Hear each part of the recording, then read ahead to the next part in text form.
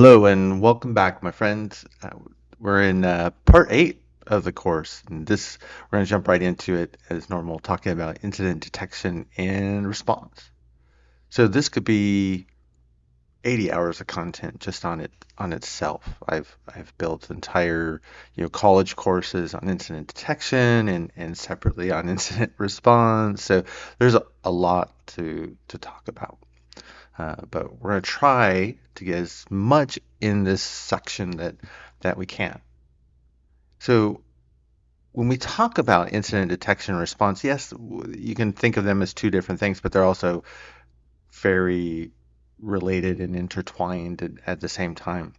So we're going to talk about at first the incident response process. And so the incident response process, and this is the one that comes from the SANS Institute. It's the one that I like the most because they've broken it down into six fairly simple, straightforward phases. And I think this is the process that you'll see most people refer to and use today. Then we'll get into, as we go along through the incident response process, the second phase talks about incident detection. So that's where we'll start talking about incident detection.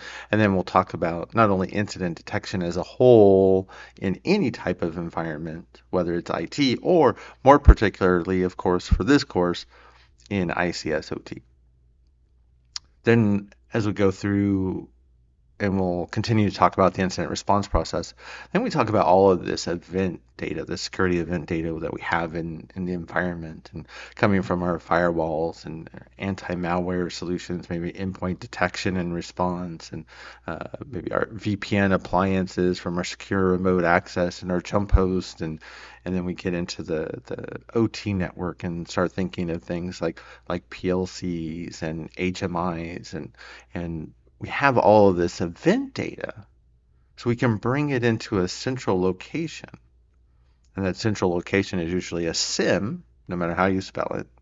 And we use that SIM to be able to look at the big picture of the environment to ideally find suspicious activity that we can investigate, or especially in ICS OT networks, looking for potential operational issues.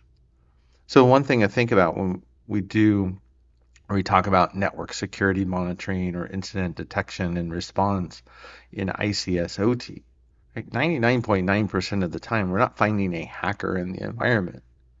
We're actually finding some type of operational issue that might cause some type of uptime or availability problem for the site. Just keep that in the back of your mind for right now. We're going to talk about what it looks like to deploy honeypots. And I think we mentioned them real briefly in the past, but this idea that I can deploy this system that's designed to look like, maybe it's designed to look like a PLC. It's not a PLC, it's probably a virtual machine, but it's designed to look like a PLC. So if an attacker gets in the environment and they start attacking, right, that honeypot, we know, well, guess what? There's an attacker in the environment. That's what they call high fidelity alerts. We know without a shadow of a doubt we're under attack and someone's in the environment doing something they shouldn't. And then we'll wrap up with this idea of what threat hunting looks like in ICS OT as well. And there's a lot of other things we're going to talk about, but those are the main highlights that we're going to see. So when we talk about incident detection, especially in ICS OT, I always go back to when I first took the grid course with Rob Lee, and this was back in 2017. So it's been about 7 years now. And one of Rob's many common sayings that he has is defense is doable. I think I've told the story before, but I think it's worth repeating. The idea when you go to the grid course, and again, I'm very fortunate to be able to have taken that course with him, was to be able to go in that course and I have all these questions about how do we really do defense, right, in ICS OT environments. I know how to defend IT networks, right? I think that's something I've done for a very long time, and I think I'm very good at it. But how do we do the same thing as far as defense? How do we protect it from the attackers? And all these questions going around in my head. And like many things for myself, I can make things much more complicated than they really are. And that's why when I teach, I try to make things as practical as possible and to break them down into small little, usable, practical chunks. And that's exactly what Rob had done with the grid course. He made it very practical, very approachable, easy to understand. And so when we talk about how to defend ICS OT networks, it doesn't have to be complicated. Are some of these environments complex? Yes, most definitely. But defending them doesn't have to be complicated. We make it much more complicated than we do. So, and that's a big part of kind of the philosophy of putting this course together and making sure it stays simple and practical, and we don't go off the deep end like I can at sometimes. And I've probably rambled a couple times in the class, like I feel like I'm starting to now. So I'll reel myself back. But again, the point is defense is doable, right? We can defend our control system environments. I think one of the things that Rob had highlighted in that class as well is it's much easier to defend an OT network than it is an IT network. An IT network, you have all these different systems that are always talking to each other. In OT, you have a much limited number of hosts. I work in some of the world's largest environments in ICS and OT. And at the same time, again, compared to most IT networks, you still have a smaller number of hosts. And when you think of the communication between those hosts, communication is very, very, very limited. HMIs only talk ever so often with PLCs, or talk about DCS or RTU or any of the communication we see between hosts. It's much more limited. So when you talk about things like network security monitoring, it's much easier to monitor a network where there's just less traffic, much less activity. Again, I'm jumping ahead a little bit, but that's just to start to set the stage. Right? Defense is doable. Keep that in mind, and that's hopefully, especially when you come through the rest of this course, if not this section, hopefully you'll feel that and you'll understand that. And of course, here's our infamous slide about the 5 different ways attackers are getting into the environment. But I want to revisit this real quickly because I think from a security perspective, of course, this is what we're trying to detect. This is what we're trying to prevent. Right? We've talked a lot throughout the course about different controls that we can apply, like secure network architecture, that help prevent attackers from getting in the environment. Now, in incident detection and response, we're talking about this control that's not really preventative, right? We're not trying to stop anyone necessarily. It's a detective control, right? We want to be able to detect when one of these things happens. I want to detect when an attacker comes into the OT network from the IT network. I want to be in a position to be able to do that. Right? Am I monitoring the IT to OT DMZ? Do I have monitoring in the OT network to be able to see that type of activity? Would we be able to detect if somebody brought in an infected or compromised laptop or USB drive or maybe smartphone and connected it to the ICS or OT network? I've seen OT networks that allow their personnel to bring in personal smartphones, and they could potentially connect them to any system in the OT network. What happens if that's compromised? Will we be in a position to detect when one of those compromised devices is connected to the network? And we'll talk about some examples of each of these as we go along. Now, what happens when control systems are exposed directly to the internet, right? Am I able to detect that? Now, we talked about one control of vulnerability management, right? Are we performing vulnerability scans across our public IP ranges to detect when we have publicly exposed assets? That's one way, again, to find them and then, of course, block them before an attacker can find them.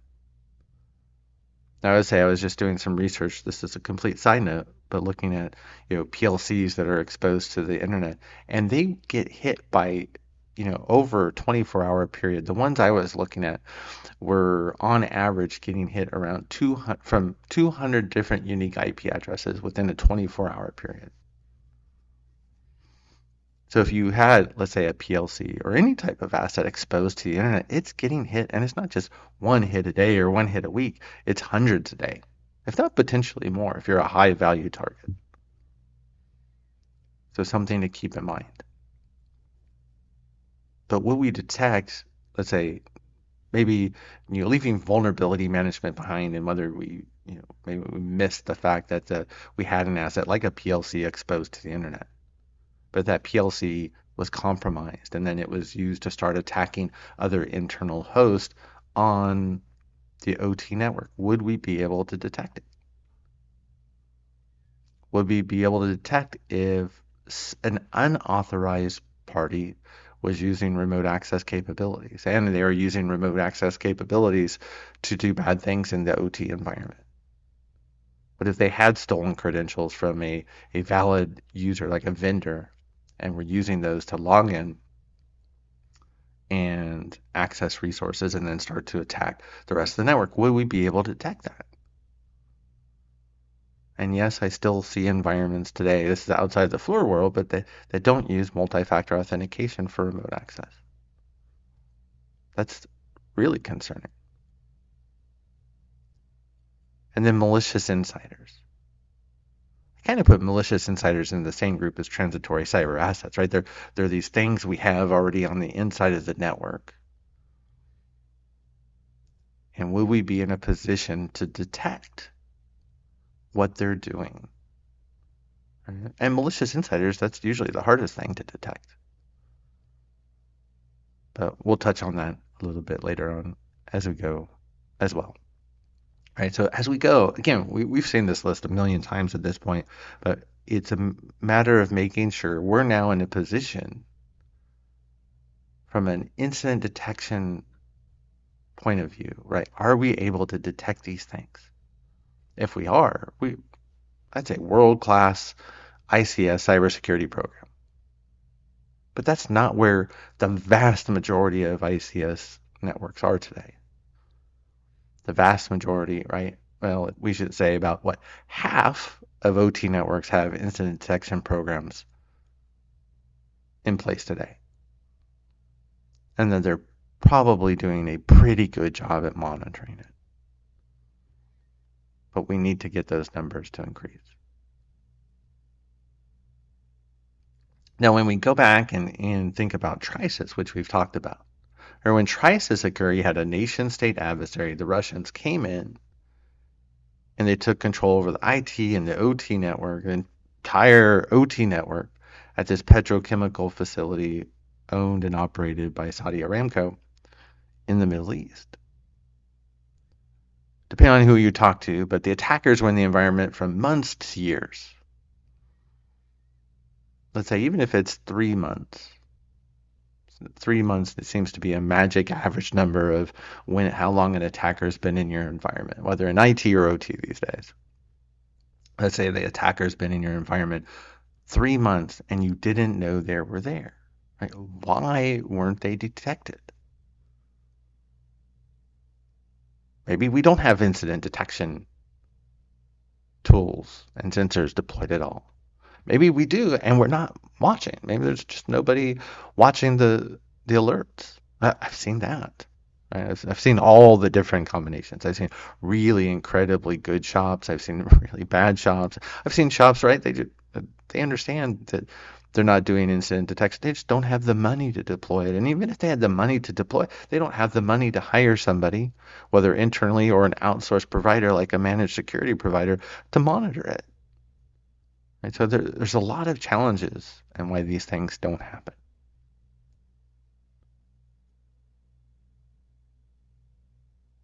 So let's kind of go back to square one. This is where we talk about the incident response process. Again, this is the 6 phases of the incident response process as the SANS Institute has lined them out. NIST has a really good incident response process that I think everybody used to use, but it was 5, and so they had 2 of these combined where it was much nicer and it just flowed and I think made much more sense and it was simpler. I think for people to understand when SANS broke it out into six. So nothing earth shattering other than going from five to six, six phases. So this is the one I like to use. I think, again, this is the one that I think most people use today. So when we talk about, there's the first phase, right? Preparation, right? This is what, even what we're doing now, right? We're even talking and we're learning about incident detection and response. We're getting ready. We're getting prepared for the day it happens, right? It's not the question of if, it's a question of when. We're going to talk about in the second phase, that's where we're talking about incident detection, right? Identification. How do we identify if something bad is happening on the network? How do we identify an attacker is in the OT network? How do we identify? Now again, remember, 99.9% of the time, what we find, it's not an attacker in the environment, it's some operational issue. It's the same thing in IT as well. In IT, it's 99.9% of the time, you don't find an attacker on the network. It's, oh, a user, doing something that they shouldn't be, right? Or maybe I had a user install BitTorrent on their system and it started setting off all of these alerts related to firewall activity. Or maybe somebody didn't change a password for a service account on a Windows server and it expired.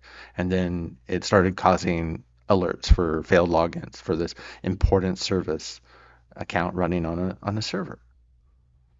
99.9% of what we find in the IT world, it's not an attacker, it's some type of usual configuration issue or some user doing something that they shouldn't be. Again, very much the same in OT, but 99.9% of the time, it's not a security issue, it's some type of operational issue. So if we can help find those operational issues, that then we can work with the engineers and the technicians to get fixed, right? To make sure that we help with the availability and the uptime of the plant. That's a win-win for everybody. Again, that's a big selling point for doing network security monitoring or incident detection in OT. Or the main idea is we want to look for the attackers in the environment, but really the main point is we're going to be finding issues that you can get resolved, hopefully, before they cause any type of availability or uptime or runtime issue. So we're going to spend a lot of time in identification, right? The incident detection portion of the section. Of course, now what happens if we find there is an attacker in the environment and we've declared, yes, we have an incident, a security incident. Then we have to go into containment mode. So how do we limit the attacker? How do we keep them from spreading? Right? And at this point, we're also starting to learn, how did the attacker get into the environment? How did they get in the environment? What have they been doing since they've been in the environment? Because then this rolls into the eradication phase, because that's where, all right, we've contained the attacker, we've helped prevent them from doing any further damage as far as we know. I never assume anything. And then how do we completely eradicate them from the network? How do we get them out and make sure that the environment is sound so that way we know that they can't come back in? That's not necessarily as easy as it sounds. Now, it's much easier, quote unquote, in OT than it is in IT. But it still can be a challenge. And again, it's always hard to say 100% we've eradicated the attacker from the environment. I just always assume I'm missing something. There's recovery. It's a big part of incident, response. And that's really the main focus from the business's perspective. They don't care necessarily about preparation, identification, containment, eradication, or lessons learned. It's all about how quickly can we get back up and running in the event of a cyber attack, right? All the other phases play into that, but what the business is concerned with ultimately is recovery. If we have an attack, how long does it take us to get up and running? If I'm a Colonial Pipeline and our IT network goes completely down, everything's wiped out from ransomware, how long does it take me to get the pipeline back up and running and sending gasoline across the eastern seaboard in the United States. If I have a manufacturing plant and I get infected with ransomware, right, on the OT network, maybe even compromises maybe some HMIs. Maybe it's also impacted PLCs in some way, shape, or form. Right? How long is it going to take us to get back up and running? It's going to take us 7 days. Let's say 10 days. Right? 10 days is the average number, it seems, for most OT breaches or incidents. How much is that going to cost me? Well, that's $1 million a day, that's $10 million. Maybe that facility can't afford that type of loss. So we'll come back and we're going to talk a little bit more about that in the next section when we get into risk assessments. So it's a little bit more of that planning and that preparation. So I don't want to jump any ahead, but again, the business is focused on recovery. How long does it take us to get back up and running? Because then I want to know, how much money are we going to be losing? And can we afford to lose that much? And the final phase is lessons learned.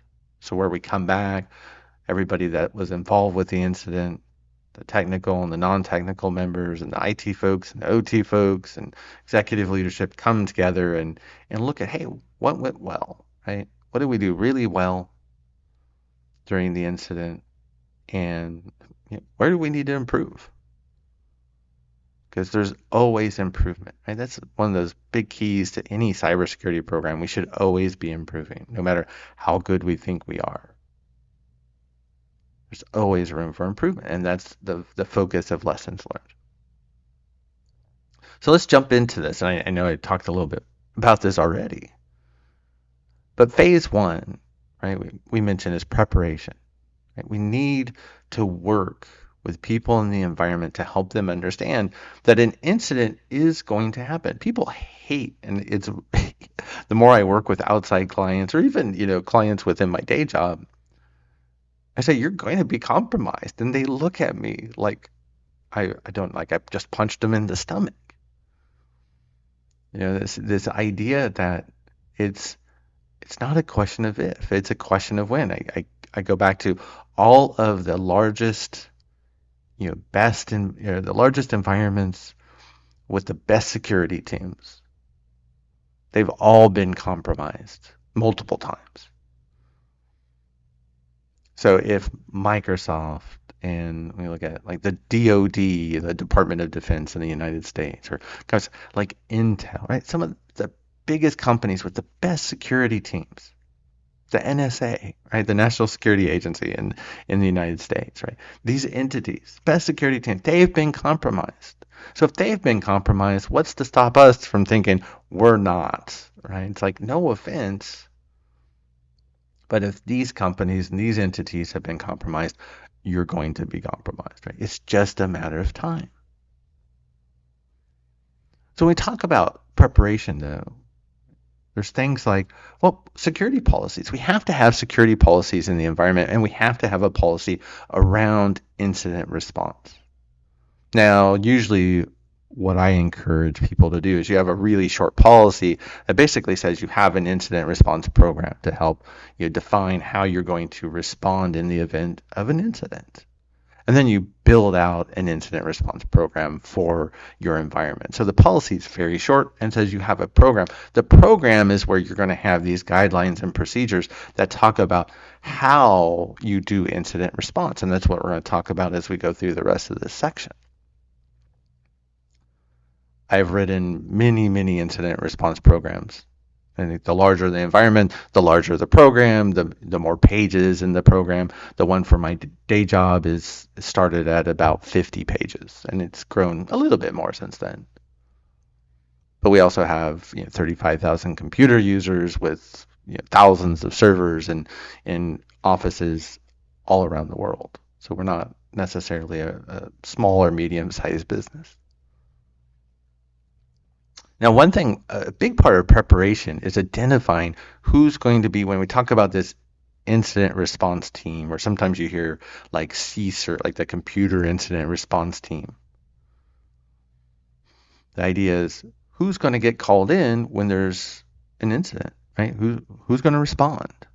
Well, it's kind of this, I think, nebulous answer because you don't necessarily know. The people that are going to respond are the people that you need to in the moment. Meaning, I'm not going to have 100 people on an incident response team and have, let's see, a piece of malware on one engineering workstation, and all of a sudden 100 people are going to respond, right? Engineers and executives and corporate communications and HR and legal, and maybe somebody coming in from an outside firm like Dragos or Mandiant, and the plant manager, and I mean the list goes on and on.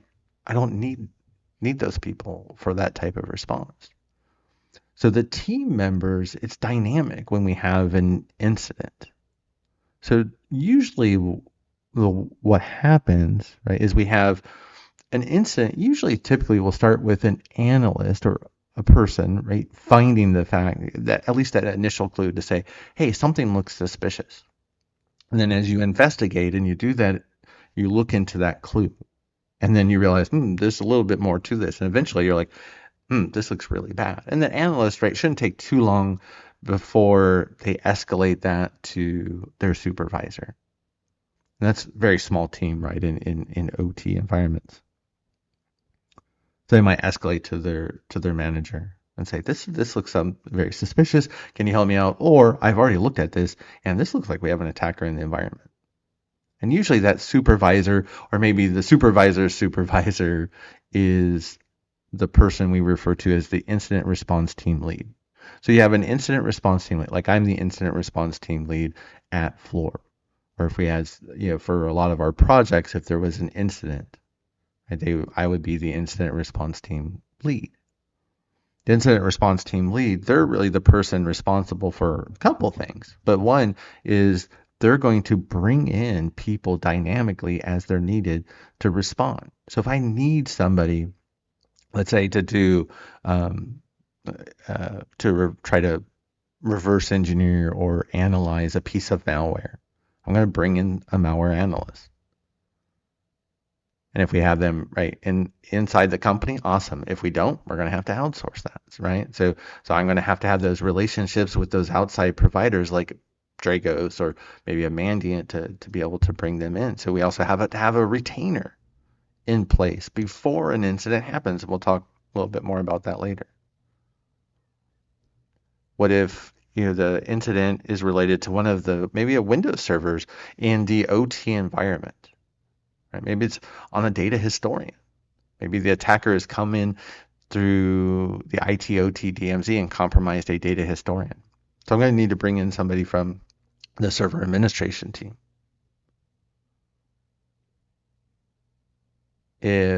What if a PLC is impacted? I'm going to have to bring in maybe a PLC technician, right, or programmer. And I'm also at the same time, especially in an OT environment, I'm starting to bring in at least some of the engineers so we can understand what's the overall impact to the environment. Because remember, the ultimate questions we want to know at any time, is there any risk to physical safety? Is there any risk to environmental safety? Is there any risk to uptime? Do we need to shut down the plant? Right? We're always going to err on the side of caution. If there's an attack, we want to make sure everybody stays safe. Now, most of the time, most environments will stay up and running, right? And they're able to handle the compromise. Like when we saw, even going back to the Davis-Besse, or that nuclear plant that was infected with that commodity malware, the SQL slammer worm that was just running around the internet. It was a nuclear power plant that became infected. And yeah, they had to take a couple systems offline, but the plant was always up and running. And that's, I think, what we see, at least from what I'm familiar with, that's what we see, is that the vast majority of incidents don't require you to bring down the environment. Unless you lose critical systems, like with the ports, like Port of Nagoya and the Australian ports, right? They lost their communications that were used to coordinate shipping container logistics. No communication, you go down. I think I've mentioned that's the same thing in rail. Right? If you have no communication to the conductor and to the train shuts down. You're not running. right? And that's a pure safety issue. So just keep in mind, and we don't spend a ton of time in this course talking about building out incident response teams, but remember, we keep them dynamic. We only bring in the people we need. Because I don't point it out here, but we also want to make sure that the only people that know about the incident are the people that need to know about the incident. Don't tell anybody else, right? It's a very tight circle. Now, are there loose lips? Yes. And do things get out? Yes. But we want to make sure that information stays contained. We definitely don't want information getting out to the general public. If it needs to get to the general public or other outside parties like law enforcement, that goes through an appropriate chain, like through the incident response team leader. And then you would go through executive leadership and probably legal before you started making those phone calls. Now, you also want out-of-band communications because in a compromised situation, we're going to assume attackers have access to all of our communication methods as far as what's on outside or corporate communications, right? Email, our VoIP phones, maybe our internal messaging, maybe even our internal online meeting, such as like Teams, right? We're going to have to assume that the attackers have access to all of those communication methods. So for the members of the incident response team, they're going to need a out-of-band communication, something like Signal on their personal phones. That's what we use. It's what a lot of folks use. And so you can use Signal to go ahead and be able to reach everybody and know that that communication is safe. I've seen attackers where they're in people's mailboxes watching this communication. I used to think, like, 20 years ago, oh, that's like nation state adversary type tactics. It's not. Attackers are very good at getting in and doing things like watching your emails or listening to your phone calls. And I have a couple of stories. Ping me on LinkedIn one that I can share those. It's also, when we talk about preparation, it's time to build out the incident response toolkit. Now, this depends on your role as an incident response team leader, right? Or as a incident response team member. So if you're going to do malware analysis, do you have the tools to be able to do malware analysis, especially in an emergency situation? Do you have resources? Is there even a specific book you want, like physical book at your desk, right, that you can reference? So maybe you don't have internet access, but you want that reference. Do you have the tools that you need? Right? What if you're going to do incident response? This is very common if you work for a company like Dragos or Mandy, right? As incident response, you could be sent out, especially in the OT world, out into the field. Right? Do you have your jump kit ready to go? Do you have your bags packed? Right? Do you have a bag that has changes of clothes and extra toothbrush and toothpaste and et cetera, et cetera? So you're able to get on the next plane and just go and not have to worry about, did you have everything packed? So again, depending on your role, you want to make sure you have everything that you need for when you have that incident occur. And we'll touch a little bit more on also things like playbooks and run books later on, even though we don't get into them in detail in this course. Again, it's not really the incident detection and response course itself. But we have also talked about, well, we have policies and guidelines and procedures, or really ultimately building an incident response program. So then we want to make sure that we're regularly training our team members. We're getting them to different courses, and we're training them on our incident response program that's particular to our environment. And we do that using tabletop exercises. I love doing tabletop exercises in OT environments. And I do have a slide, and this talks about, I just wanted to go back real quickly and talk about, remember, the different team members we can have that make up incident response teams. Right? You start with that incident response team lead, but then think of all the other different people that you can pull in. to be able, not only you bring in the technical side to be able to understand what's happening, like control system engineers, process engineers, network engineers, cybersecurity analysts. But then what if it's a serious incident? Well, then we have to notify, right, the plant manager and other leadership in the environment. What if we, can we mention, what if we have to disclose to the public? Or, Mike Holcomb, right, is not going to make the call that we have to disclose. There's somebody in legal that's going to make that call. And I've been in situations where we need to disclose, and the lawyers come and say, nope, we do not need to disclose. So we do not disclose. It's not Mike Holcomb's choice. That's that's why we have lawyers, to interpret the law. If it's some type of, maybe there's an employee issue as part of the incident, like we're going to need to involve HR, human resources, right? Maybe compliance. If there's a compliance team, we're going to work with them. And that's sometimes we would work with them if we have to disclose this event outside the company. So that would go also through things like legal and corporate communications. But then we also mentioned outside parties.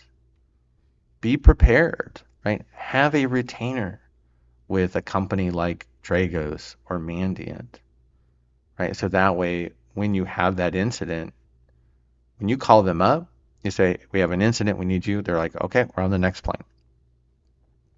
If you don't have that retainer, you're going to call them up and you say, we need you. And they say, okay, we're going to love to help you, but we have to get some paperwork taken care of, right? We need to get some NDAs and we got to get some other pieces of paperwork taken care of. And it might take a couple hours, it might take a couple days, just depending on the situation. You're already under pressure. Like, what's going to happen? And I think they try to work with you as much as possible, but do you still really want to sit there in an emergency situation spending even just a few hours doing paperwork? No. So this is one of those things that we do in preparation, is find that outside entity that you're going to work with, like Dragos or Mandiant, and set up that retainer. So that way you can call them and they're on the way. And you don't have to mess with paperwork. That's the best thing about a retainer, honestly. Now, we also mentioned once you have your incident response program, right, we're going to test it, because the idea is we shouldn't be having security incidents every day, so we're not necessarily experienced in responding to cybersecurity incidents in our environment. It's as easy as that. That's the way it should be. But we also understand it will happen one day. So we like to, develop usually and when I do OT tabletops, it's just one scenario that we're going to bring in, right? When we talk about all the people that we've identified as potential incident response team members, we bring them all in for a couple hours, usually 2 to 3, and create a realistic scenario that we're going to walk through over that hour. A lot of times people think of doing tabletops as, and I guess with tabletops, like playing Dungeons and Dragons, right? You're unveiling this campaign or this scenario, and that you're kind of taking your party through this story and seeing how they respond, and then you give them new, what we call injects, right? New parts of the story, maybe new clues as to what's going on in the incident. I wish I could show you some of that I've created, because I'm really proud of some that I've created over time. I think they've worked really, really well. Like, just because I've been in some really good tabletops over the years, I've been in some really, really bad tabletops over the years, and everything in between. So I know what makes a good one, what makes a bad one. At least for me, I almost sit as someone in that conference room and just be bored out of my mind for 2.5 hours.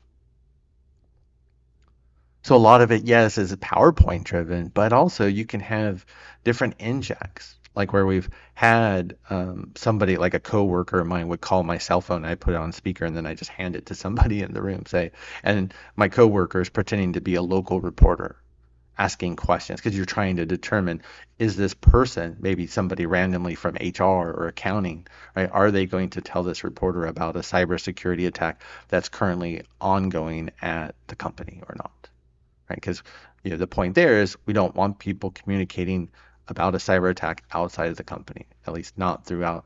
Not all communication about an incident should go through formal channels. Not somebody in accounting, not somebody in HR. They're not going to be the formal channel for communications. It's very common, and I've gotten many of these calls over the years. I get somebody calling up, says, "Hi, I'm a security researcher, and I just found like this post on Twitter, or I found this information on the dark web that shows that there's an attacker like targeting your environment." It's usually, or maybe we haven't, maybe we're seeing this IP communication that indicates that there's a nation state attacker on your network.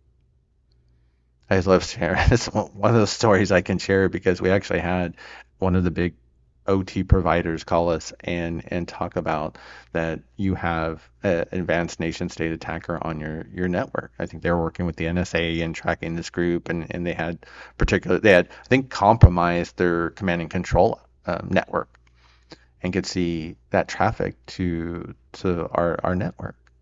So I jump into SIM right away, and we're going to come back and talk about SIM later on. But I jump into SIM, and within like 30 seconds, I can see, oh, that's on the guest Wi-Fi network. So I was like, oh, thankfully it's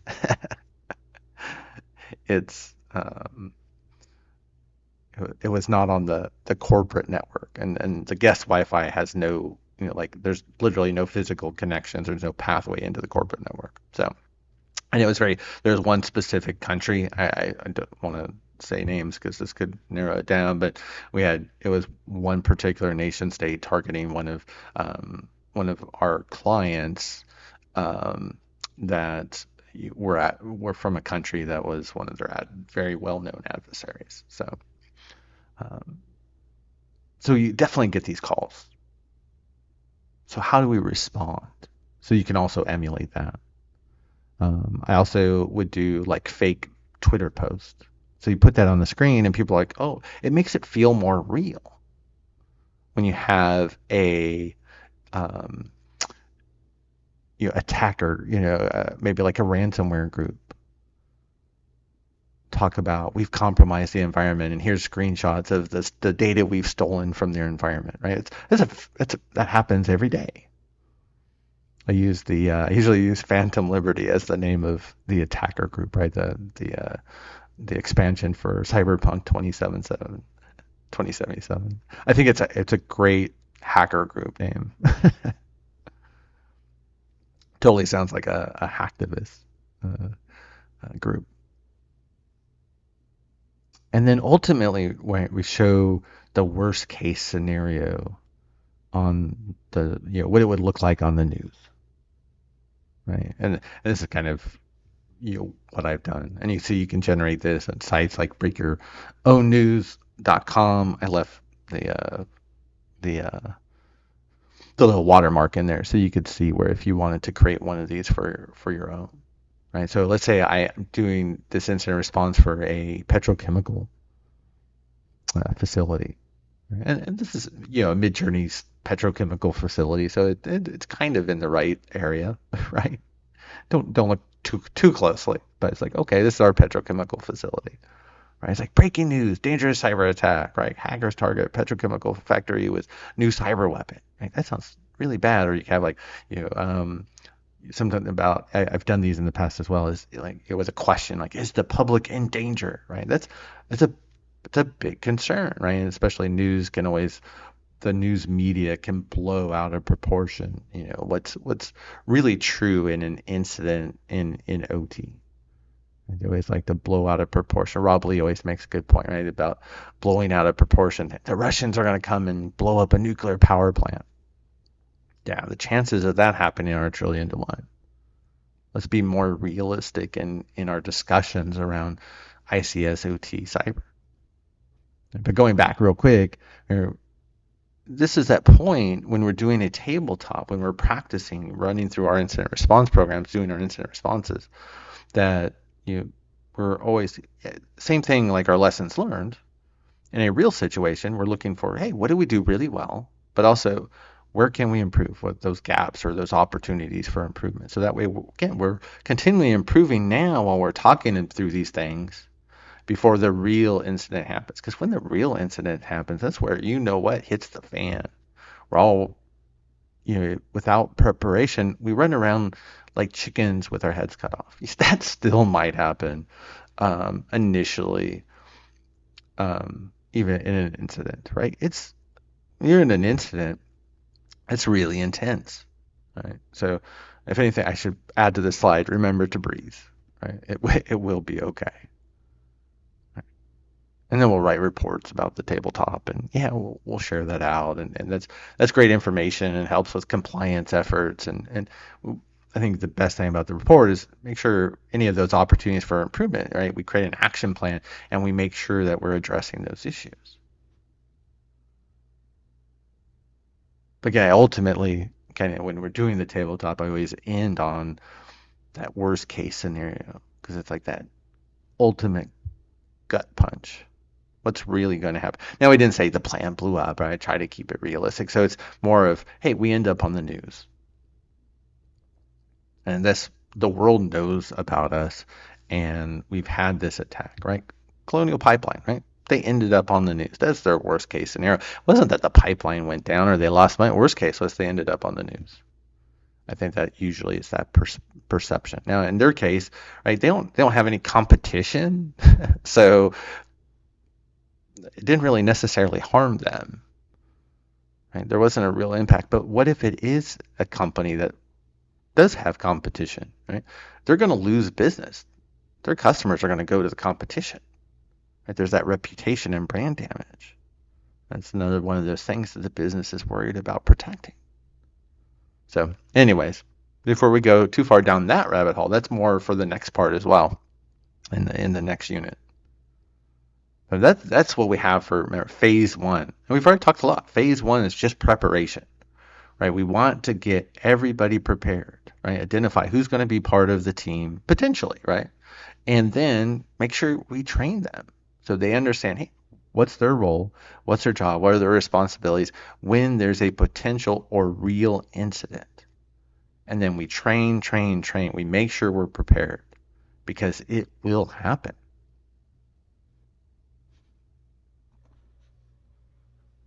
So welcome to phase two.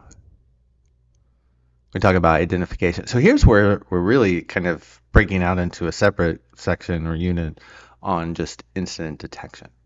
Right? So with incident detection, right, the whole idea is, well, we want to detect if there's a security incident happening in the environment. Like I've mentioned, 99.9% of the time, we detect lots of things, and they're not going to be an attacker in the environment. Again, it's a system configuration issue or a user just doing something stupid that they shouldn't be, that they should know better, but they don't. It's not an attacker. So and we have to be, I think, a little cautious when we're interpreting data so we don't get carried away. And we'll talk a little bit more about that. You'll see what I mean. But incident detection, the phase at a high level, right? This is where we talk about, we usually have different tools that we're using for detection. A lot of these had started, originally mostly we were monitoring network traffic. So we talk about network security monitoring. I think truly we talk about real incident detection in any environment today or ever in the past. Well, we were watching network traffic, right? That's where we mostly had tools set to look for incidents. But over time, we also have tools on the endpoints as well. Now, we used to have just anti-malware, right, or antivirus software, which would just tell us if there was a virus on the system or not, right? That sure could help in incident detection, but when we look at where we've come, and today where we have things like endpoint detection and response, right, these great tools that watch every little thing that happens on the machine, right? What processes are running, what files are touching, are they making updates to the registry, what ports are they opening? What IP addresses are they communicating with over what ports? There's so much information that you can get out of endpoint detection and response tools. So we want to bring the network and the endpoint traffic together. So we're going to come back and talk about that more. We can look at how we detect traffic based off of suspicious anomalies, right? Because it's not just about I have a specific signature that's going to say you have an attack. Especially in OT environments, signatures are, I wouldn't say they're completely useless, but for me they're mostly useless. Well, they find some things, sure, but I think what we find mostly in OT and even IT, like what I find mostly, especially when doing threat hunting in IT environments, whether it's at the endpoint or at the network layer, it's finding these things that just look out of place, looking for those patterns that just look strange, that might indicate something's happening. Again, you're going to look into those patterns, and 99.9% of the time, it's not an attacker, and that's okay. It's that one time it is that's important. So again, it's ultimately about determining if an incident is happening. Now we'll also talk about in any environment, right? Have security event data everywhere. So I want to be able to bring in all that data into one place like a SIM and be able to look at the big picture, right? Network traffic, endpoint events, bring events from other systems like our firewalls and our VPN concentrators and so on and so forth. So I want to be able to see what's going on in the environment. And we can also tie in things like cyber threat intelligence, which we've talked about previously. So let's talk a little bit more about incident detection. Right? The idea is we're looking for some sign that there's an attacker in the environment. Again, mostly, and the nice thing, again, big selling point in ICS OT, and this is why I always stress it. It's there's like why we want the tools is to find the attacker, but 99.9% of the time, we find operational issues that can get fixed before something breaks, or we impact availability or physical or environmental safety. So we want to be able, especially in an OT environment, right? One of the ways that we look for potential incidents is watch for abnormal traffic patterns. I mentioned earlier, especially at higher levels of an OT environment or an IT, right? It's all Windows machines primarily, and they're very talkative, and they're just always talking amongst themselves. It's very noisy. When you get into the OT network and at those lower levels, it's very quiet. And so you see very few packets between systems, right? And HMI is only going to talk with a PLC every so often. And it's only going to send a certain limited amount of instructions or commands. So if all of a sudden I see an HMI talking a lot more than normal to a PLC, or sending different types of commands that I haven't seen in the last 6 months, something's going on. Again, probably not an attacker in the environment. It could be, or some type of operational issue. Maybe there's a PLC tech that maybe they were screwing around, or maybe they just made some mistakes in uploading some new code to the PLC that was having a we'll say unexpected consequence, or an unintended consequence.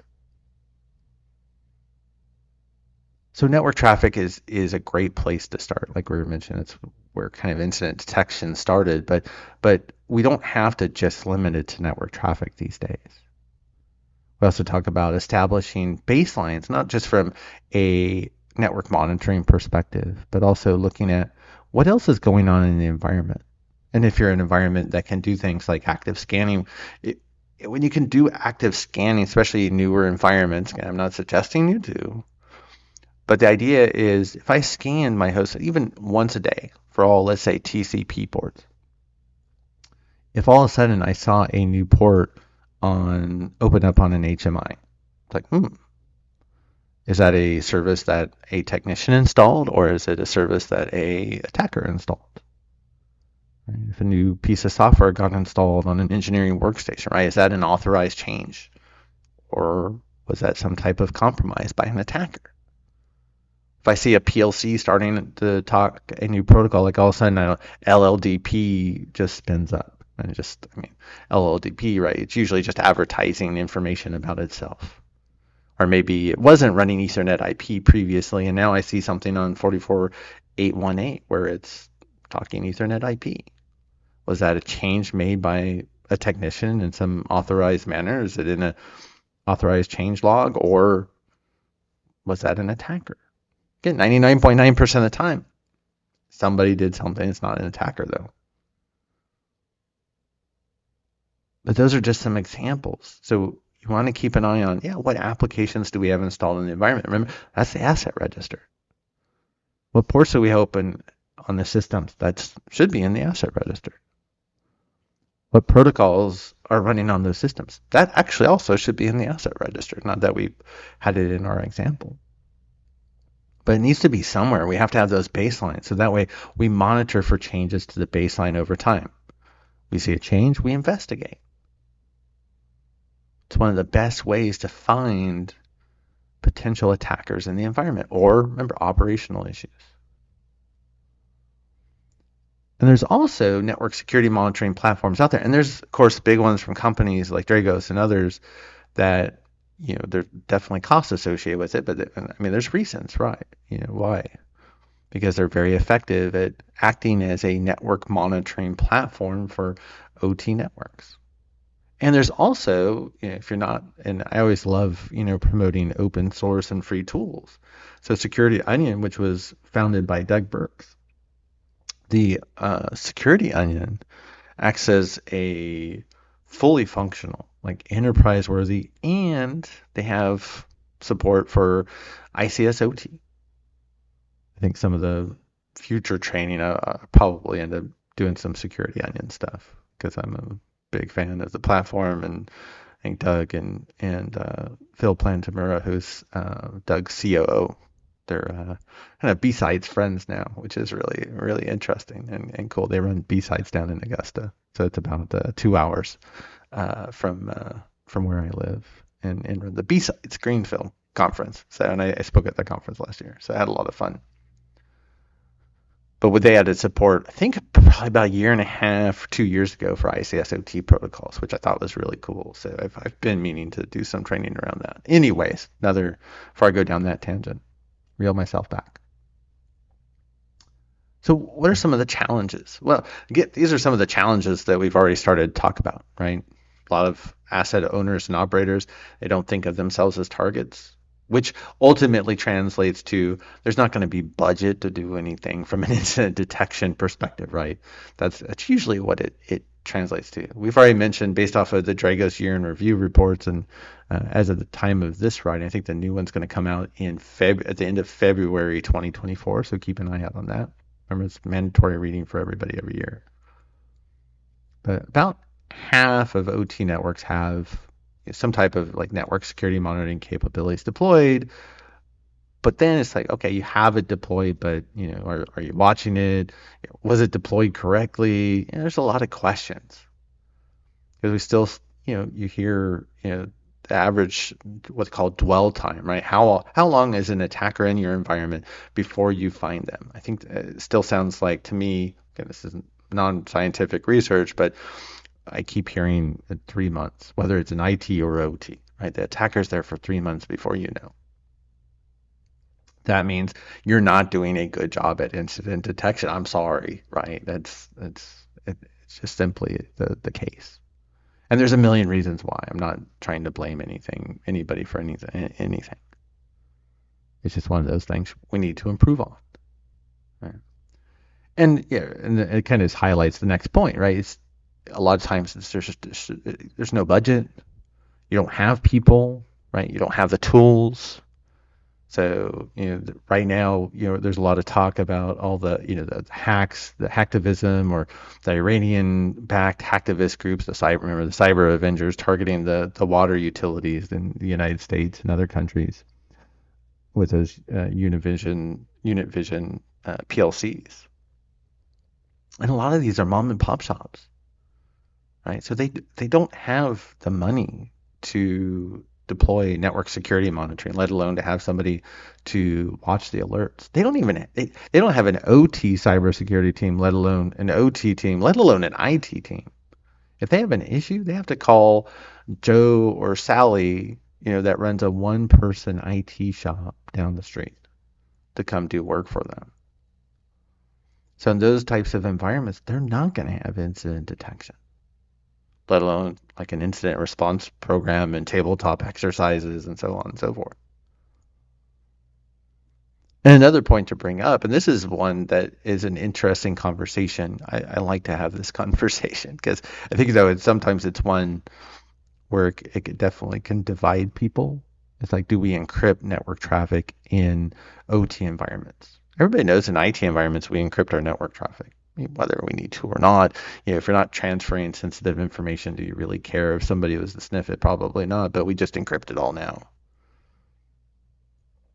In OT environments, do we encrypt it? Personally, if it's within the OT environment, I am not going to encrypt the traffic. It just makes network security monitoring that much more difficult. I have to then be able, if I'm encrypting that traffic, if I want to have it like a sensor to watch and look inside that traffic to see if something bad's happening, I have to be able to break the encryption, which is going to cost me more money and it's going to cost me time.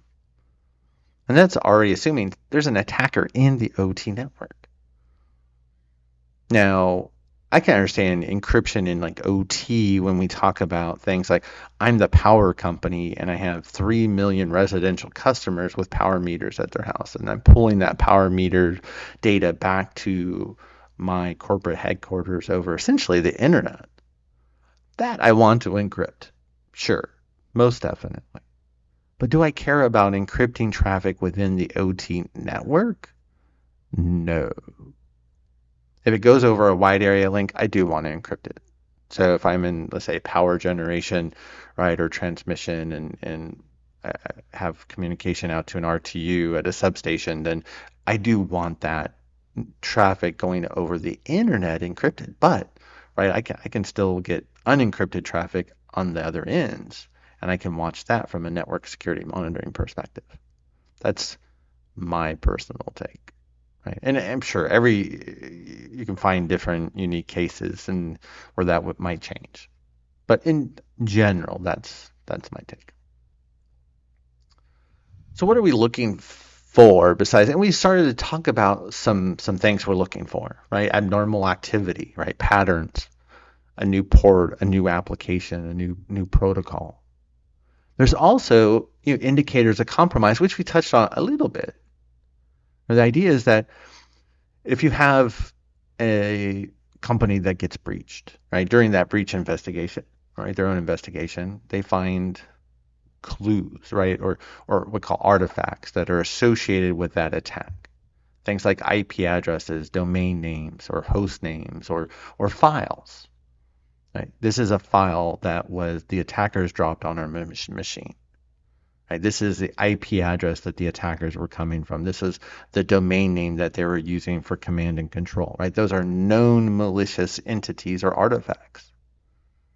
Those are what we call indicators of compromise. We've seen them somewhere else before in an attack. So that's where we talk about. Remember, previously we talked about the importance of ISACs, the information sharing groups, in the OT world. Because if I get an attack, let's say I'm an energy provider, I can share that with other energy providers through things like the e-ISAC, the electricity ISAC. There's some caveats with IOCs, and we'll talk about those in a minute.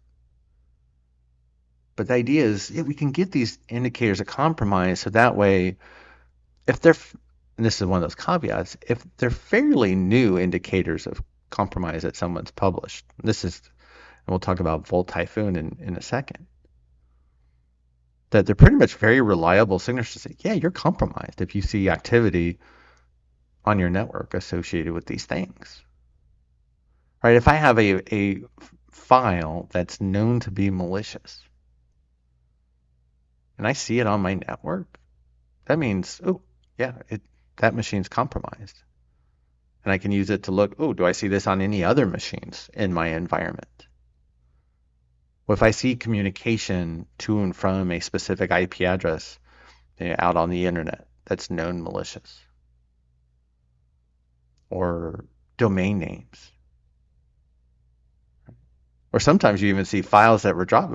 We've had this, I've seen this in multiple instances over the years where you have attacker in the environment, and if it's a nation state or a fairly advanced attacker, right, or just a new attack that no one's seen yet, you'll see those files on your machine, and you go like VirusTotal, and VirusTotal is like, I don't know what this is. I've never seen this before, and it doesn't look malicious, even though it is. It's just very new. Or if you have a file hash, like for something from VirusTotal. And if you're not familiar with VirusTotal, what I did here was just I took a simple text file on my machine and uploaded it to VirusTotal, because VirusTotal, it takes files that you upload and it runs it through like 60 different antivirus tools to see if any of them detect it as malicious. Okay, this is a simple text file, so it's definitely going to be non-malicious. But what I wanted to get to is the idea of the file hash. And you can see, oh yeah, here's the name of the text file called bossfights.txt from one of my games, yes. It's a kind of like a guide file I wrote for someone. But there's the file hash. And we haven't talked about too much, and this is like a whole other conversation. But at a high level, right, the idea is you can take a file of any size. Could be, this was, a couple, you can see 113 bytes, right? Super small file. It could be 113 terabytes or gigs or megabytes. But you run it through what I call a hashing function or algorithm. And then you get this set fixed length value. So you're always going to get a fixed length value. And so you'll hear of like hashing algorithms like SHA-1, SHA-2, SHA-3. Those are the big ones these days. And you get this set fixed file. It acts as a fingerprint. So I have this fingerprint. And so that way, if I fingerprint all my other files in the environment and I see the exact same fingerprint, because no two files, it's just like your fingerprints on your hands. No two humans can have the same fingerprints. So if I see the same fingerprint on another file, I know, oop, there's that known malicious file. So that's why we love file hashes. File hashes are one way to know if you have a known malicious file, to find other instances of that same known malicious file. So that's why VirusTotal is so popular, because I can upload something and can say, yeah, this is really bad. Wow, okay. The one thing to consider, though, is when you upload something to VirusTotal, that's why I just threw up this stupid little text file, is VirusTotal now has access to that data. And they sell access to all of these files to quote-unquote security researchers.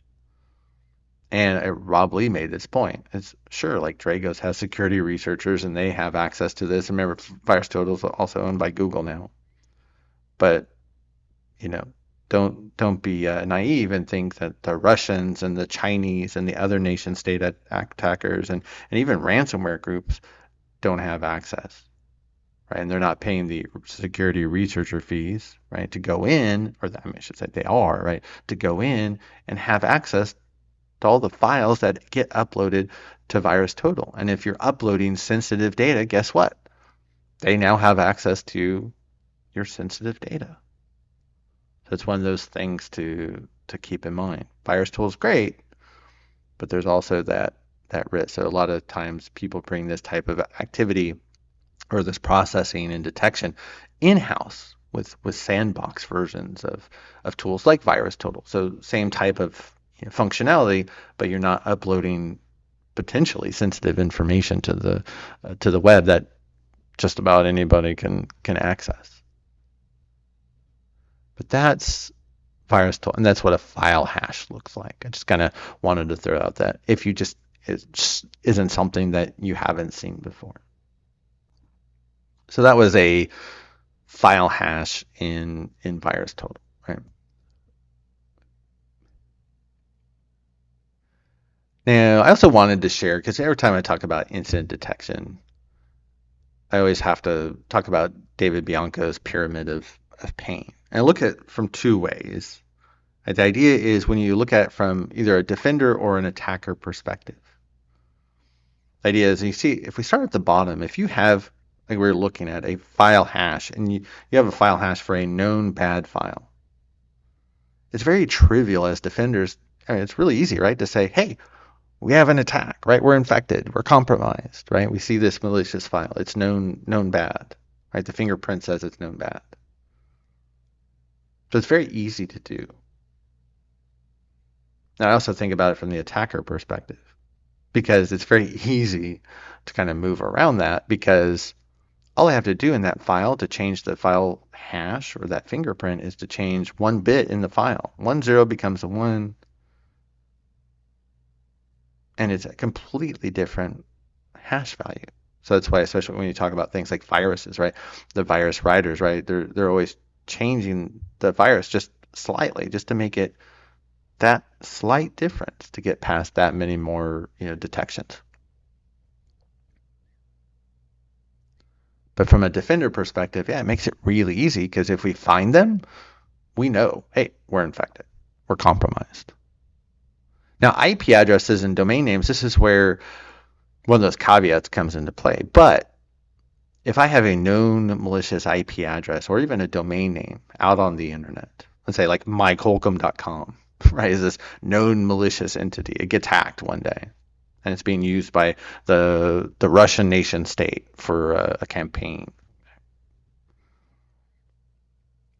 The idea is those might be malicious today, but they're not going to be malicious forever. Usually what you'll see, right, especially if it's a large enough attack, right, but IP addresses, domain names, right, eventually the owners of those systems are contacted either by security researchers or usually they're ISPs and told them, hey, clean up your act, you're attacking half the world. So that if you're infected or compromised today, like mycolcom, right, .com is being used to launch these attacks today, I'm going to get a call eventually that says, hey, clean it up, and I'm going to get it cleaned up. So 3 months goes by, mycolcom.com is no longer malicious. But if you're using these stale IOC lists in your tools like your SIMs, you could be generating a lot of false positives, because you say, oh, somebody went to mycolcom.com, they're infected. Oh, no, they're not.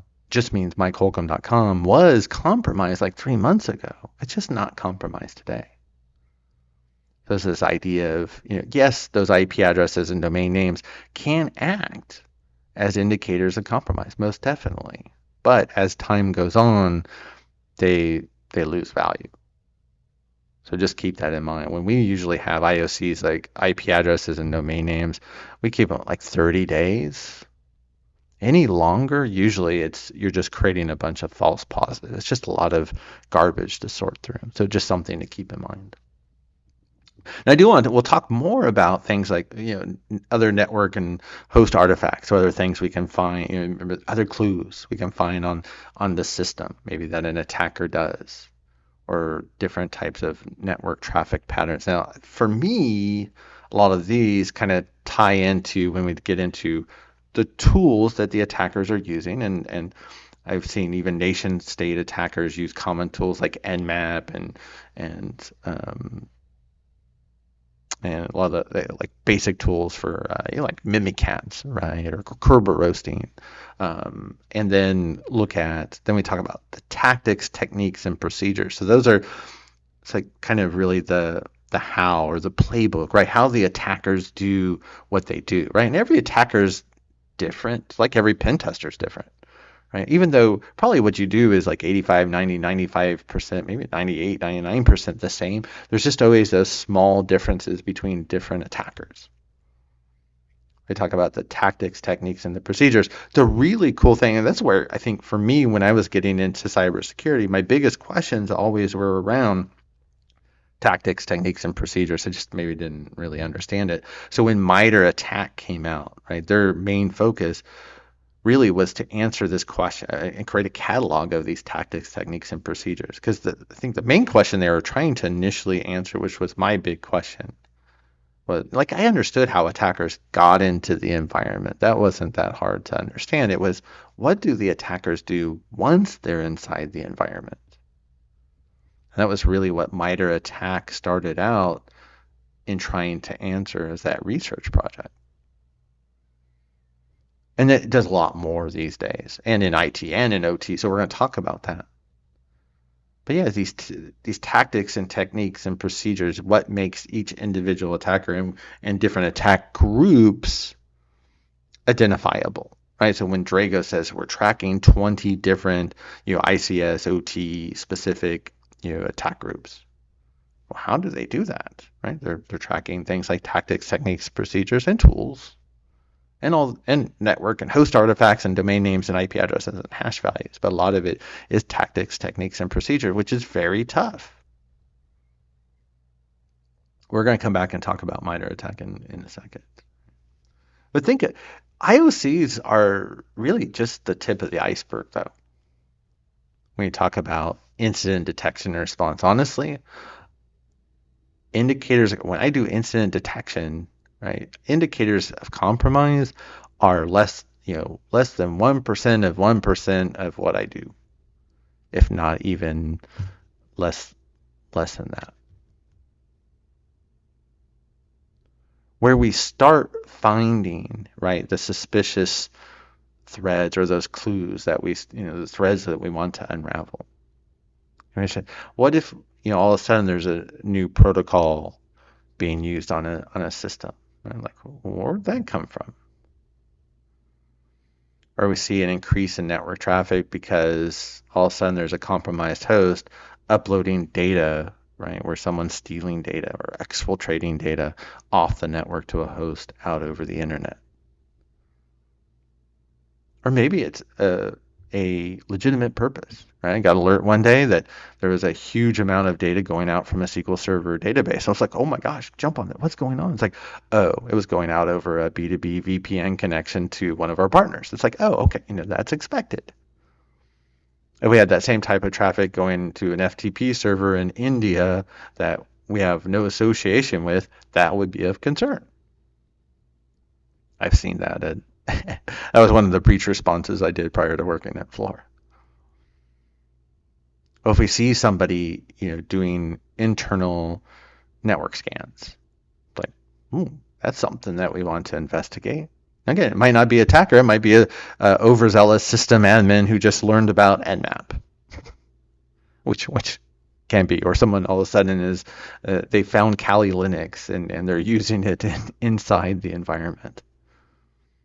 It's still an incident to respond to. It's just not really a malicious, attacker. It's an employee that needs some education. Where we see different security controls that get changed. Like the more common one people talk about is, it's a sure sign that you're compromised if all of a sudden your anti-malware service, like say we're a defender or like a CrowdStrike shop, if all of a sudden that service stops, it's like, oh, there's an attacker in the environment, or the service just crashed for whatever reason, just like any other service can. So, but it needs to be investigated to determine, hey, was this just the service crashing, or did something malicious make it stop? Some of the trigger ones, like I've seen, is what if an attacker has access to a firewall and they change ACLs on you? Would you be able to detect if the ACLs have changed? Most companies, most environments wouldn't, right? They're not checking their firewall configs on a daily basis and comparing it to the day before to see if things have changed. You have attackers come in and changed the integrity of data. Not only in log files, maybe to kind of hide their activity, but what if they're going into your process data on a historian and changing that information? What type of damage could that do to the organization? We mentioned again trying to look for any specific type of attack tools. I tell you, I've had a lot of fun just writing simple types of kind of defensive and offensive tools in ChatGPT. So it's getting to the point I can only imagine what attackers and nation states are doing with tools like ChatGPT and others to write attack tools. So I almost wonder, like, are you even going to be able to have a signature for any type of attack tool right now? Because there's just going to be a bajillion of them out there. Like I've written 4 or 5 or 6 that I think are really cool. They don't do anything crazy, but I think they're cool. And then with unexpected process values, right? Or somebody coming in and changing values on a PLC. That's where we really start to get concerned. So again, the vast majority of what we're looking for, IOCs don't exist. Remember, IOCs only exist because someone else got hacked and then they shared that information, usually is what that means. Most people still do not like to share, right? That's a big problem we have with information sharing. It's a double-edged sword, and I've been on both sides of the fence. I get it. But just remember, the whole point is IOCs are just a start. Again, that's less than 1% of 1% of what we're really talking about in doing an incident detection. It's a great place to start, especially if you're new. But you got to build from there and start looking for the things, right? The suspicious activity that don't have IOCs. That's where you really are going to find the real activity. So we mentioned TTPs, and this is where I want to come back and talk about MITRE ATT&CK. And looking at, I'm not a big fan of this. It's kind of a cool picture, I guess, but and this is what MITRE ATT&CK looks like. That's what they call their matrix. This is their matrix for the IT side of the house, right? MITRE ATT&CK for enterprise. Now, MITRE ATT&CK for enterprise, again, you can see at the top you have the tactics. So you can see things like, if you can see, right? Because I know there's a lot on here. Like the first one's reconnaissance. So they also talk about, how attackers perform reconnaissance. Resource development, initial access, right? How do they initially get into the environment? Execution, persist, right? You see, so on and so forth, like privilege escalation, right? That's a big lateral movement. Again, the big question they were trying to answer is, what do attackers do once they get into the environment? That's where I always stress things like lateral movement and privilege escalation, defensive evasion. And then they went back and added things like reconnaissance and initial access, right, to cover all the, the big picture of how attackers find ways to get in and how they get in. But again, the big question they were trying to answer is, what do attackers do once they're in the environment? So you have the tactics that are listed at the top. The techniques are these things that go down the columns. And then the procedures are all these details if you click in to get more information, which we're going to see in a second. So I know tactics and techniques, I wish they would have, it's just, there's names so similarly, so it's kind of, I think, a little confusing at first. And then there's, of course, we have MITRE ATT&CK for ICS, which MITRE ATT&CK work with Dragos, I think, primarily to create this. So you can see much smaller set, right? Because it's a much different type of environment. Sure, there's some commonalities. And remember, most of the time, the attacker first is coming through IT, so the attackers are coming through all of this to then go at the OT network. And that's where now we see, initial access for how do I get into the OT network? So this is the MITRE ATT&CK page. So you see attack.mitre.org. And then I pulled up the matrices to start. That's kind of where we start. So you can see, again, enterprise. They have one for mobile. And of course, this is the ICS one we're looking at. And so you can see, we have the tactics at top. And then you can start looking at, initial access. Again, this is a great place to learn about cybersecurity and how attackers do what they do. Right? It's supposed to be this catalog of any known tactic, technique, or procedure that any attacker has ever used. It's cataloged here.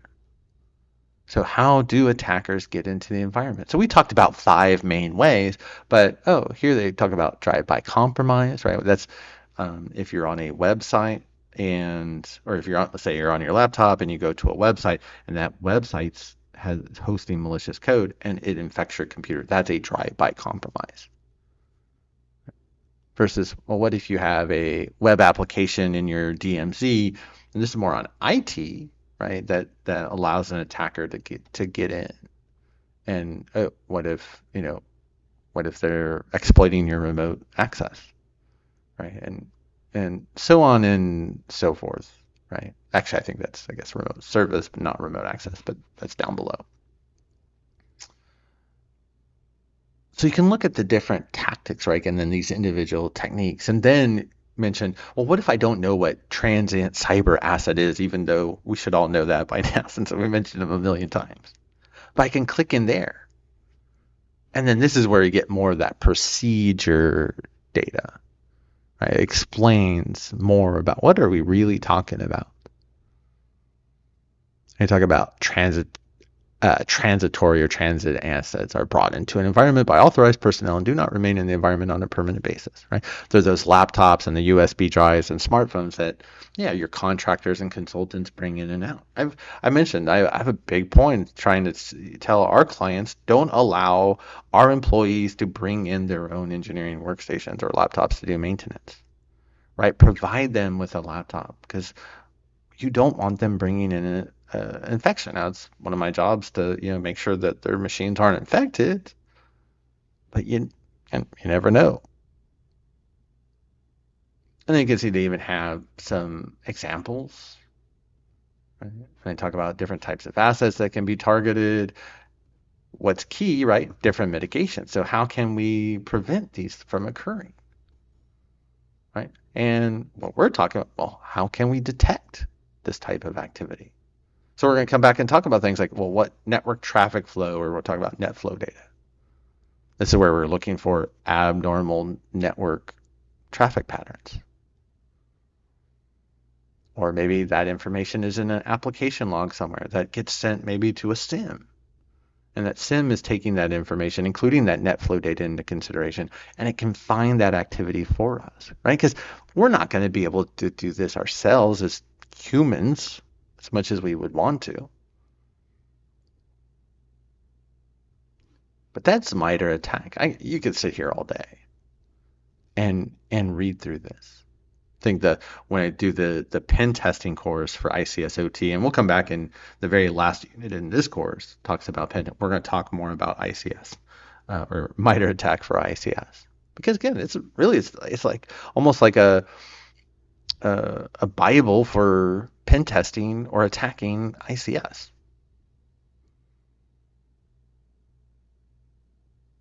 But we're using it from a defensive, and in this case, incident detection perspective.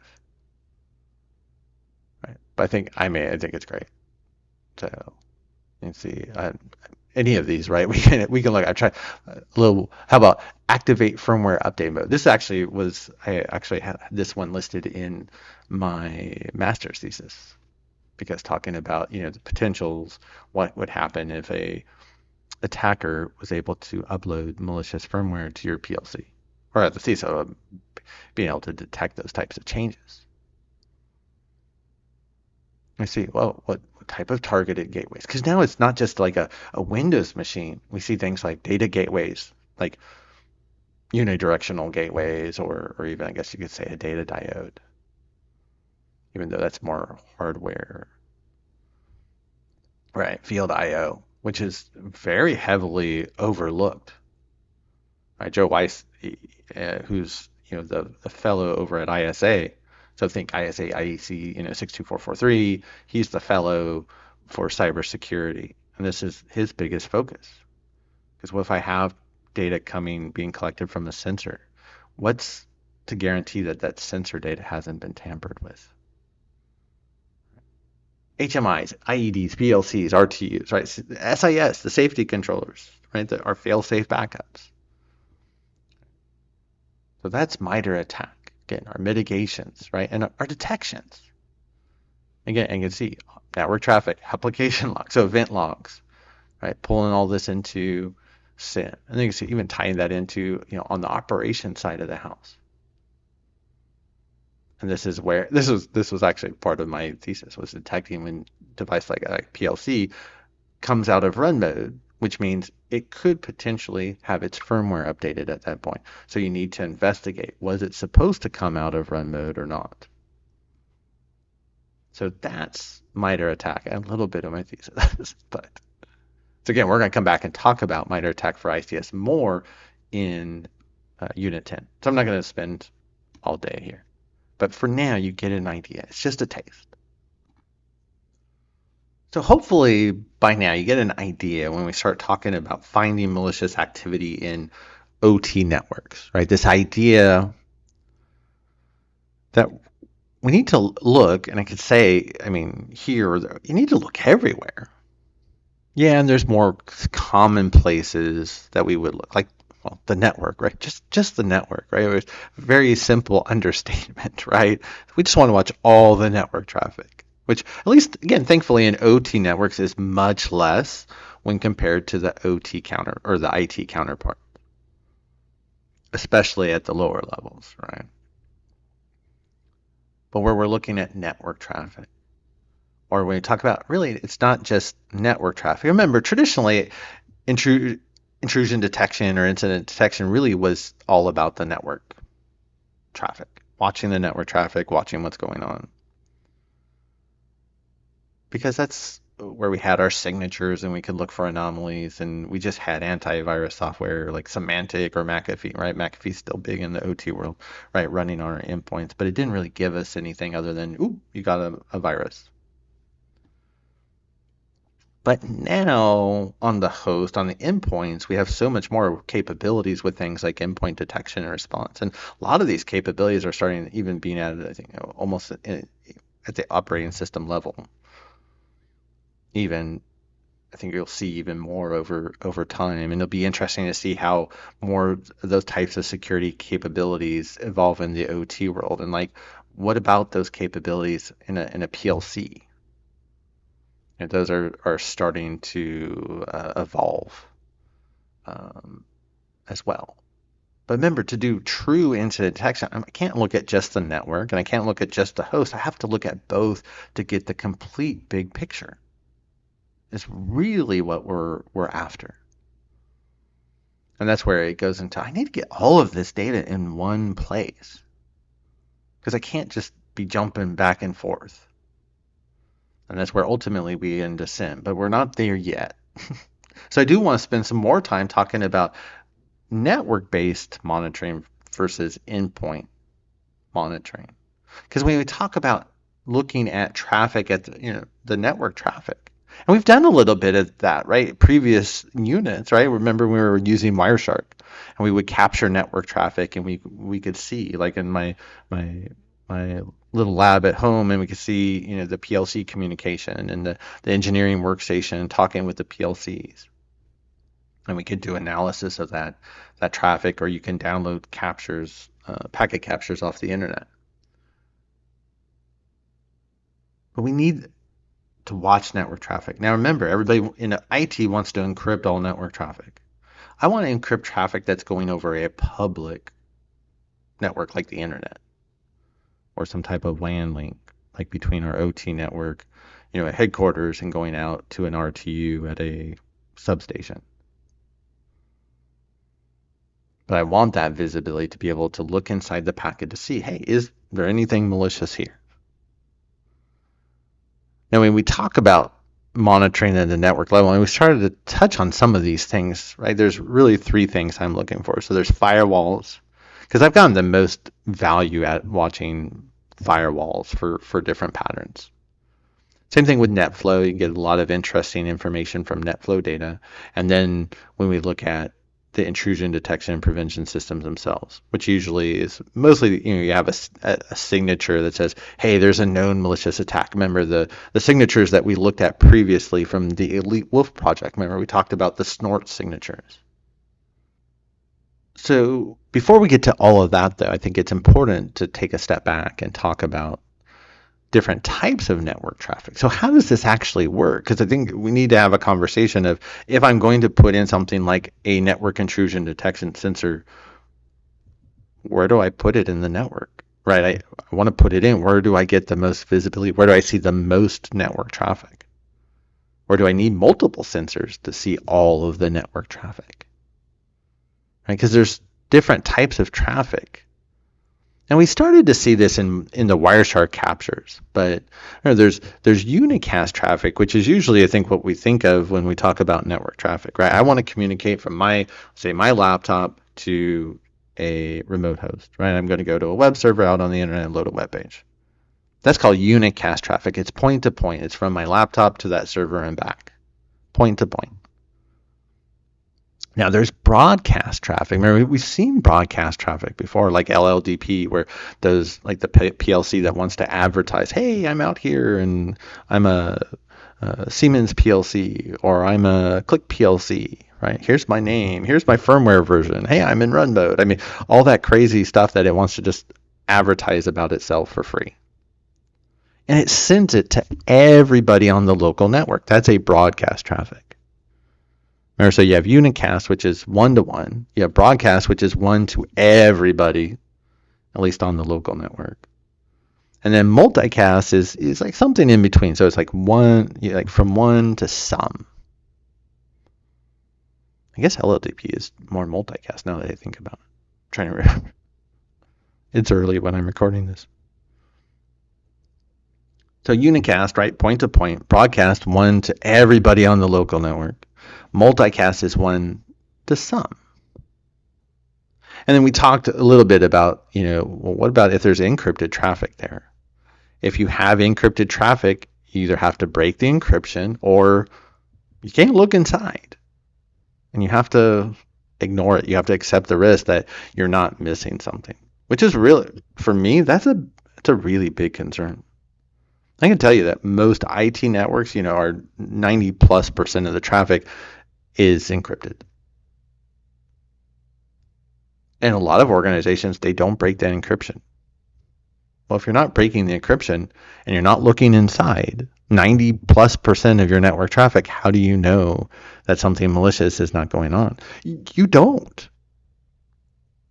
So again, an OT for me, if it's the OT network itself, if that traffic is staying inside, it's not going over a wide area link, I don't want to encrypt it. Yes, again, there's some niche cases where we would encrypt.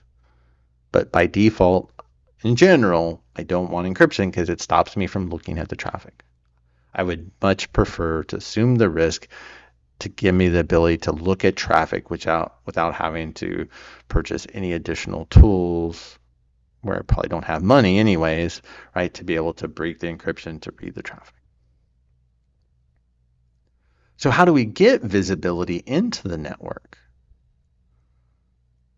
So I do want to look at, part of that depends on, our network appliances and how do those work?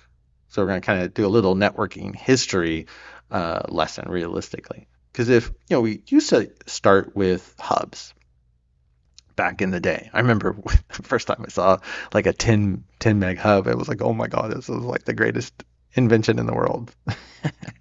I kid you not.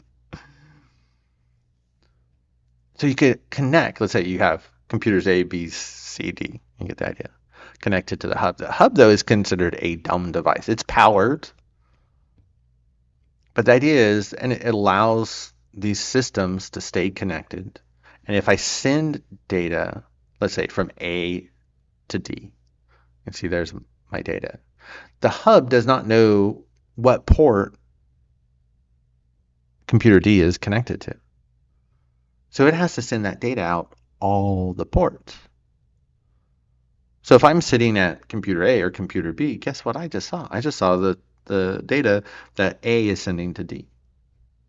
So back in the day when you had just hubs, that's where you had slower networks, not just because of the line speed, but because you had all this traffic. One computer sent to another computer, it went out all the ports. If there were 12 ports on that hub, it went out all 12 ports. Imagine if everybody was talking. You just have all this massive amount of traffic. But these make great, cheap little network taps if I can just kind of slip a hub in if as a temporary gig, and then it can act as, again, a quick, cheap network tap, and I can connect my computer with Wireshark, and I can watch all the traffic that it can see, that can have visibility to.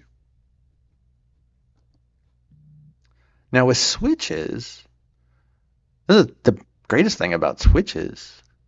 Switches actually maintain what they call a CAM table, right? A list of which computers, right, MAC address by MAC address and IP address, and which port they're actually connected to. So it knows that port, computer A with its MAC address is plugged into port 1, and it knows computer B with its MAC address is plugged into port 2, and computer C is in 3, and D is in 4, etc. So when computer A again sends to D, it switch checks the CAM table and says, oh, okay, go out port 3, because that's, or 4, this is where the computer you're looking for. So it goes just to that port. So now if I'm B or C and I'm running Wireshark, I don't see any of that traffic by default. That's, again, the nice thing about switches, right? And that was, it increased network performance just by taking out all of that. Essentially, it was broadcast traffic when you had, remember, sorry, now I'm going crazy, the hub, right? Because, one computer is going to all computers. It was broadcast traffic, even though it wasn't supposed to be. So that's what the switch changed. So switches were great for performance. It was also great for security, because computers A or B and C, they're not seeing that traffic between A and D. So switches also have capabilities like building NetFlow data, which we're going to come back and talk about. So we can see what traffic is flowing through the switch. And they also have capabilities like port mirroring or span ports, which we'll talk about. But I can say, hey, if I have administrative control over that managed switch, I can say, take all traffic from the switch and send it to my computer at computer C, and that's where I'm running Wireshark, or maybe some type of monitoring tool, or send it intrusion detection sensor. And that's where we talk about, again, port mirroring. Sometimes you talk about span ports. Span ports or port spanning, that's the technical, the Cisco like proprietary implementation. So when you do it on a Cisco switch, people use the term interchangeably. But again, that's the idea that if I have that switch and let's see, I'm sitting at computer C and I want to say, hey, or let's say computer C is a network intrusion detection appliance. I can say, create a port span or a port mirror that takes all of the ports of the switch and take a copy of all that traffic and send it to the port for port C. So when all network traffic going through all the switches ports, we take all that traffic and we make a copy of it and we send it to the network intrusion detection sensor. And if it's not encrypted, the intrusion detection sensor can read it and look for any known patterns of malicious activity. And it can also look at, or it can look for signatures of known malicious activity, or it can also then look for patterns as well over time. So when you're talking about identifying anomalous behavior. So that's one way to get visibility into your network traffic. Now, routers also bear worth describing even or talking about, because routers allow us to route traffic between subnets. Now, it also could be a layer 2 switch acting as a router. That's a whole other story, right? But just think at a high level, right? You have subnets, they're connected with routers. And those subnets, right, they talk amongst themselves across switches. So we also want to monitor routers as well. So whether it's a router or a switch, right, we want to look for things like NetFlow traffic. And routers have routing tables, right, to keep track of the different subnets, kind of like a switch. Remember, it had the CAM table to keep track of who's plugged into who. But there's the routers that we have. And then we talk about, again, switches and routers can be used to track net flow data, right? The network traffic is flowing through these appliances. So have the appliances record what's going on. So net flow data tracks, right, what IP addresses are talking with each other, what ports are being used to communicate, right? So what source IP address am I coming from? What destination IP I'm going to? Also, what source port am I coming from? And what destination port am I coming or going to? Because a lot of ports, right, as we've seen previously, can usually tell us, what type of communication, right? Port 80, 443, somebody's hitting a website probably, whether internal or external. Port 44818 TCP, well, that's Ethernet IP. 502, it's probably Modbus, so it's probably a PLC, or so on and so forth. Right? If I see TCP 3389, that's remote desktop. That's a Windows box. Well, if it's an HMI, well, that HMI could be running Windows.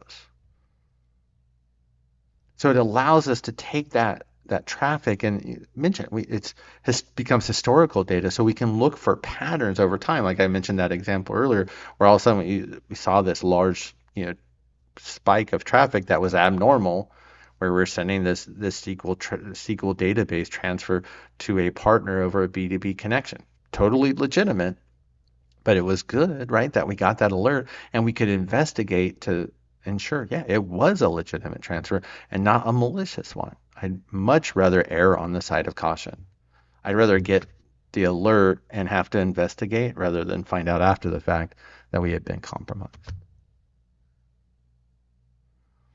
I talk about net flow data, which it's scalable and it's more affordable than full packet capture. Anything is more affordable than full packet capture, but we'll look at an example of net flow data real quick.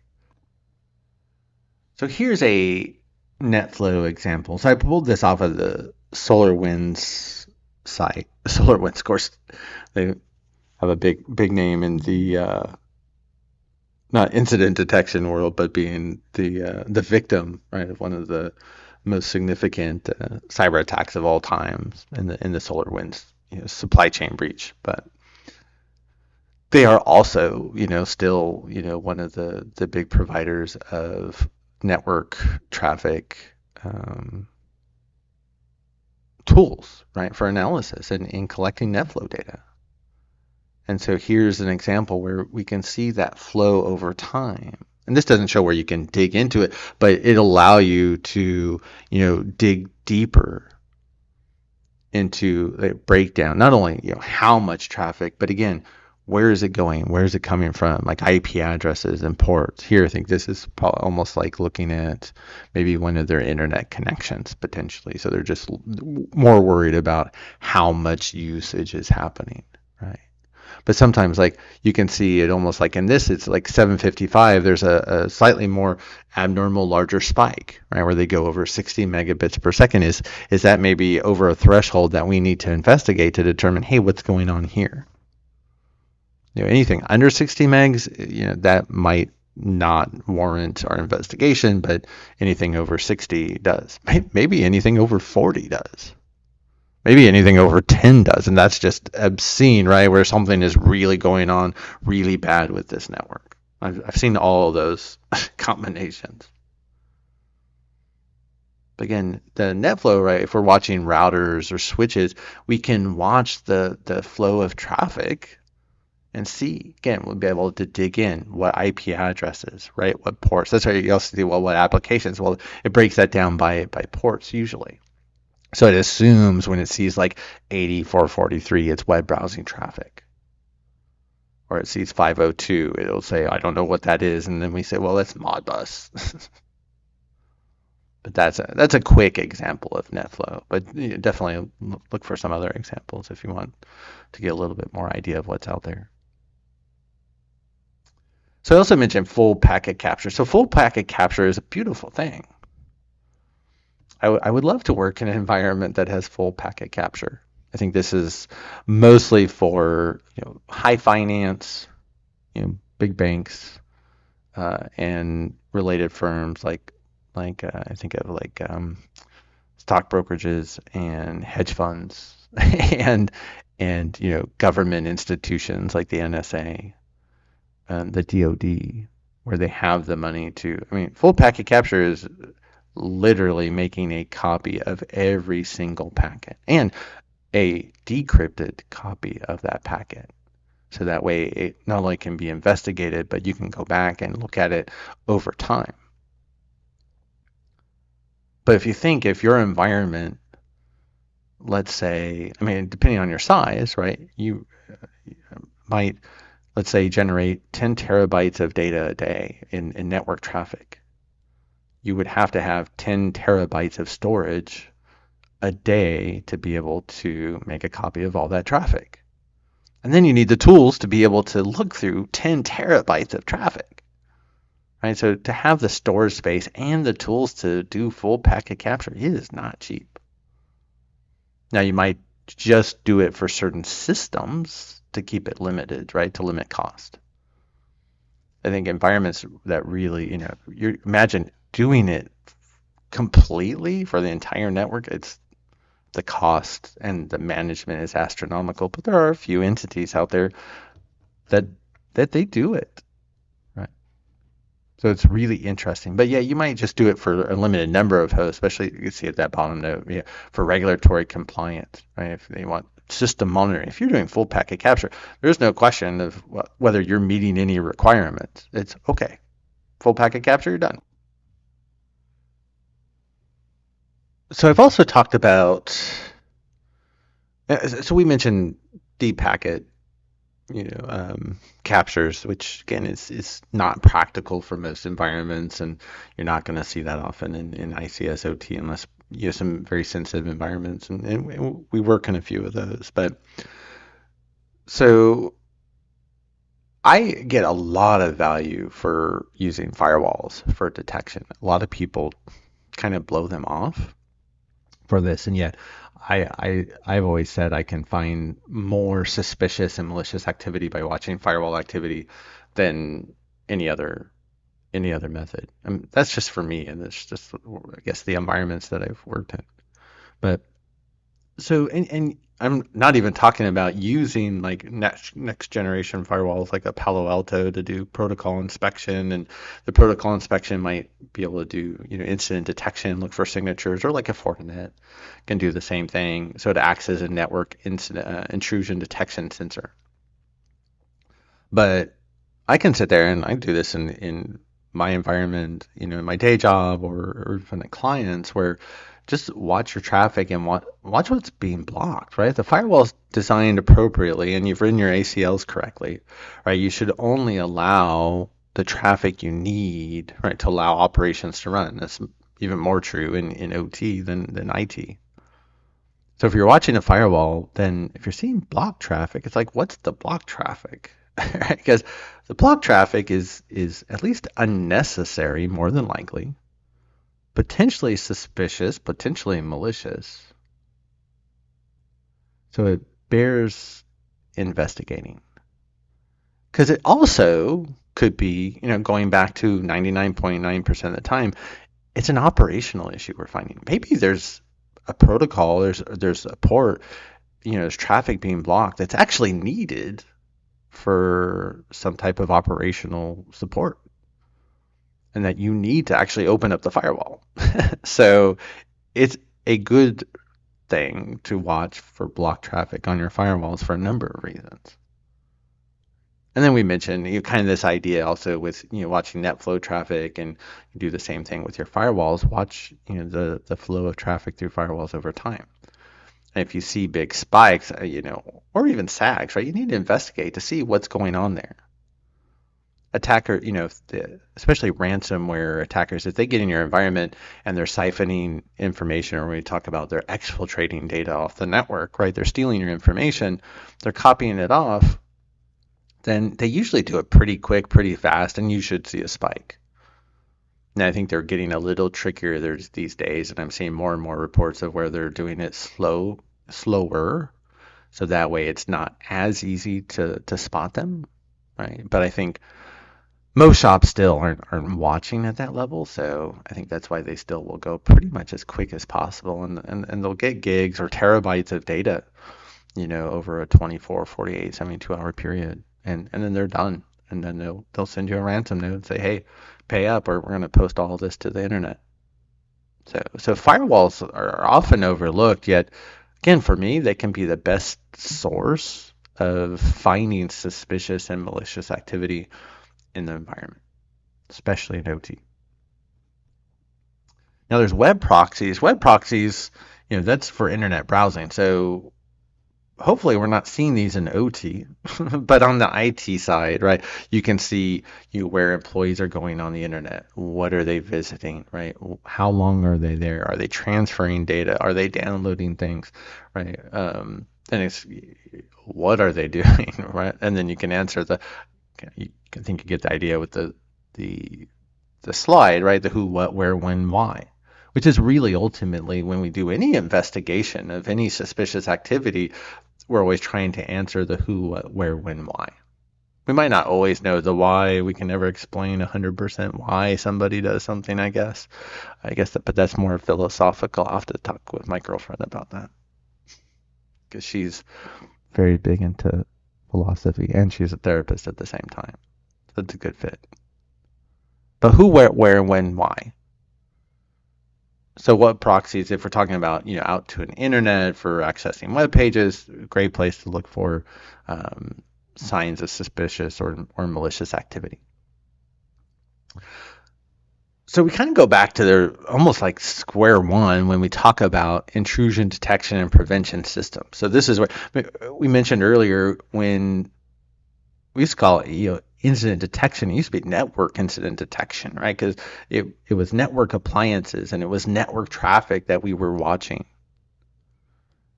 And that we would watch that traffic and you would have signatures, just like antivirus software back then had signatures, still does, right? It has signatures say, if I see this known specific traffic and this data in a payload of a packet or string of packets, you're compromised, right? You have this type of attack. And then we added anomaly-based detection. So it's like, oh, if there's kind of this weird shift outside of the normal ebb and flow of traffic out of that pattern, then we need to investigate to see what's going on. The tools, can generate, you always talk about false positives. So the idea is you get an alert, says you're under attack, and then you look at it, it's like, we're not under attack. I love getting attack or alerts from we have an outsourced SOC, and you can always tell when they have a new analyst that hasn't been trained appropriately. We'll put it that way, and you get an alert that says basically you're under attack, and you have a malicious compromised host, and they went to this IP address. And it's like I look at the IP address, and I'm like, because that IP address was used in another known attack, right? It's an IOC. And then you see the IP address is just for google.com. So it's because previously there was an attack where somebody had been compromised and the attacker went to google.com from the infected PC. So they actually make that a IOC, but they didn't take the time to actually look at what they were talking about. So you can always have false positives, and so you have to be able to tune those out. So now there's different types. I do want to mention, right, there's intrusion detection versus intrusion prevention, right? So intrusion detection systems, right, they're watching the traffic to see is there something suspicious or malicious. And if it finds something, it gives you an alert. That's it. It's done. Doesn't do anything else. Intrusion prevention, right, it's watching the traffic.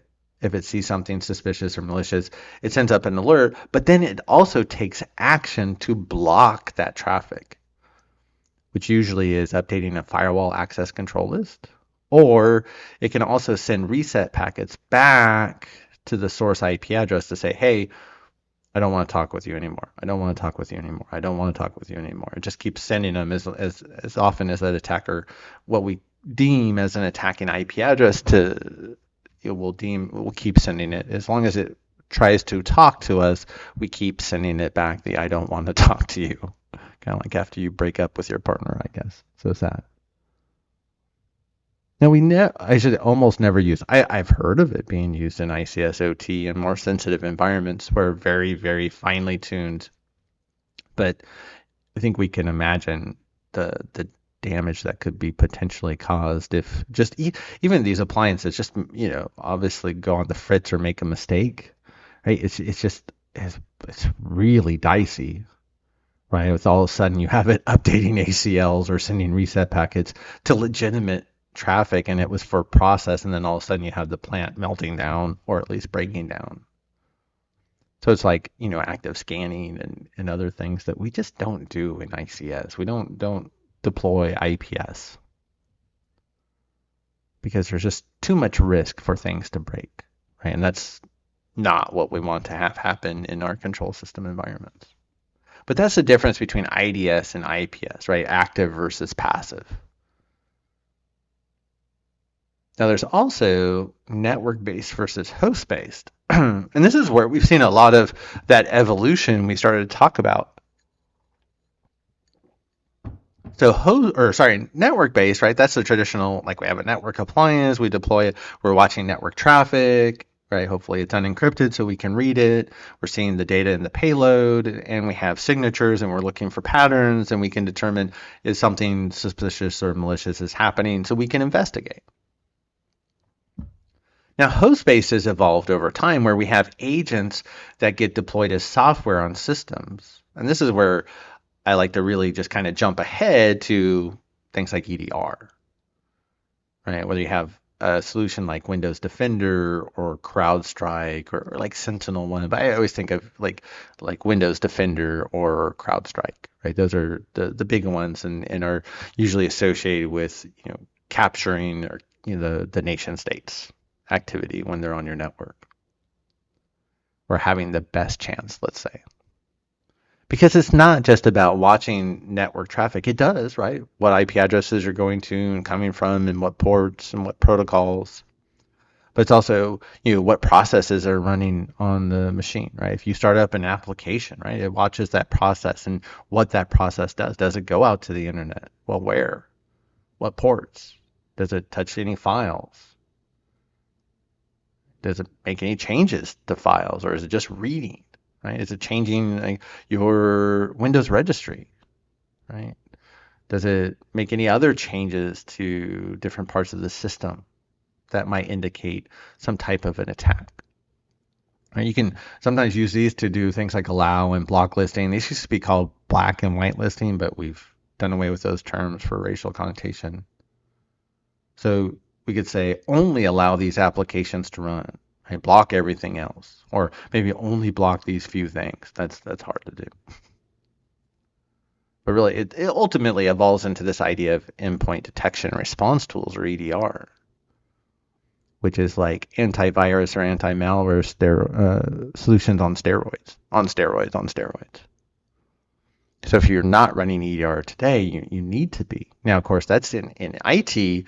Now, in OT, there's conversations of how do we get EDR, at least at those higher levels of the Purdue model. I'm a big fan. The only problem, the only gotcha is, all these EDR solutions like CrowdStrike and Windows Defender, well, they're all cloud-based. They're all cloud managed. So if I'm going to deploy them in the OT environment, I have to have a way, of course, to send that data out to the internet, but not allow return traffic. So I want to take a quick step back and talk about data and event data. When we look at this idea that what is an event, right? If I look at a firewall event log or a Windows security event log, if I look at the event log on a PLC for troubleshooting, right? An event is something that took place, right? It's an event in time. We don't know if it's good. We don't know if it's bad. We need additional context. And we talked about this a little bit in previous sections. So this idea that we have all this event data everywhere in the environment. Again, by itself, an event just means something happened. It doesn't mean if it's good or bad. If we see an event that shows that somebody got into my car and drove off, if it was me, right, that got in the car and drove off, that's great. If it was a thief that got into the car and drove off, that's not so great, right? That's the idea of the additional context we need to understand, is this event good or is this event bad? So we have all this event data everywhere in the environment, in IT and also in OT. So we have all this event data everywhere. So what are we going to do with it? So the idea is, in a lot of environments, we'll still at a bare minimum bring it into a central location for storage. So the idea there is I can bring all of that data into a central location.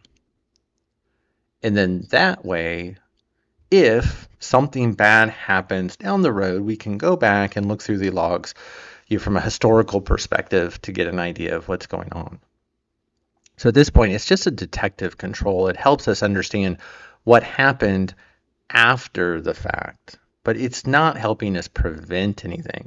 We're not looking to find potential attacks, suspicious or malicious activity proactively. We're just dumping it to a file server and letting it sit there in case we need it down the road. And in some environments, if they have at least some type of compliance requirement, while this is more common IT, you start to see it in ICS OT, where there's a requirement to have event data storage. So that way, if you go back, and we're starting to see this as well, like especially in the United States, where what the government wants to come in and look at your logs. So they're going to, I guess, quote unquote, help you find out what happened. That's some interesting conversations around that these days, right? But so, yeah, we want to bring in all of that data. We're going to store it, but we want to do more than just store it, right? And this idea, why don't we use a tool to be able to look through this data? Yes, we can do it manually, but that's impossible, even really for small environments, right? And we just don't have the time. I think if that's all you can do, great, take a stab at it, and I'm sure you can find things yourself. But obviously humans, we make mistakes, and we just don't have the time to sit there and manually sort through data. We need tools. So I mentioned you can look at manually reviewing it. When I first started at Floor, there was a review process, one that was manual, that we went through all of these IDS alerts for the entire month manually. And you would take 3, 4, 5, 6 hours and see if you could recognize any patterns. And it was a different person doing it every month.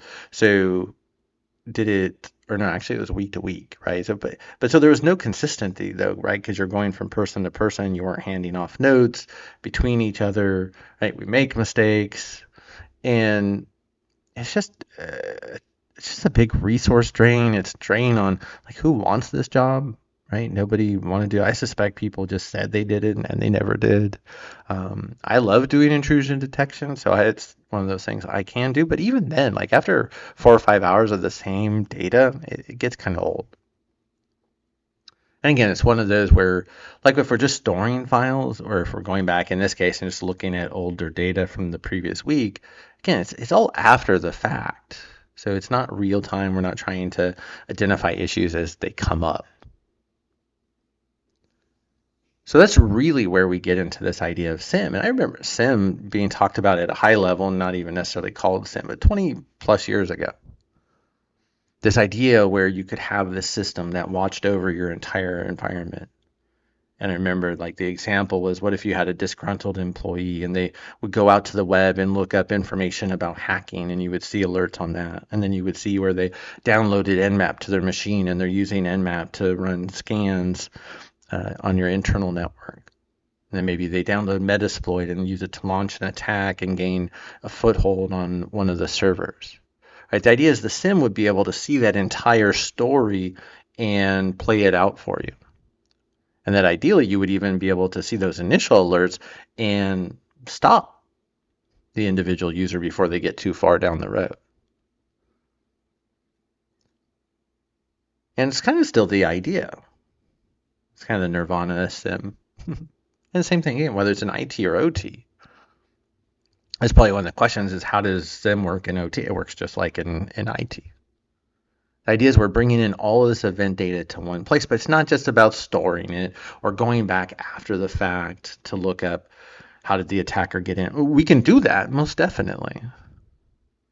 But the selling point to SIM is that it has rules to watch for traffic across the entire environment to see what's suspicious, what could be malicious, and then try to put in, remember, that additional context, right? Is it Mike that gets into Mike's car and drives off, or is it the thief that gets into Mike's car and drives off?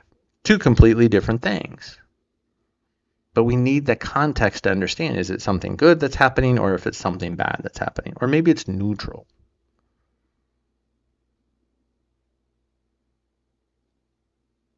So when we look at using SIMs, this is where, especially like in OT, it just goes back to a conversation of, do you have the budget? In larger environments can make the budget and have the team members, but those are few and far between. Most OT environments are small, medium sized. They don't have the money for SIM. Even to go and buy or use a open source SIM platform.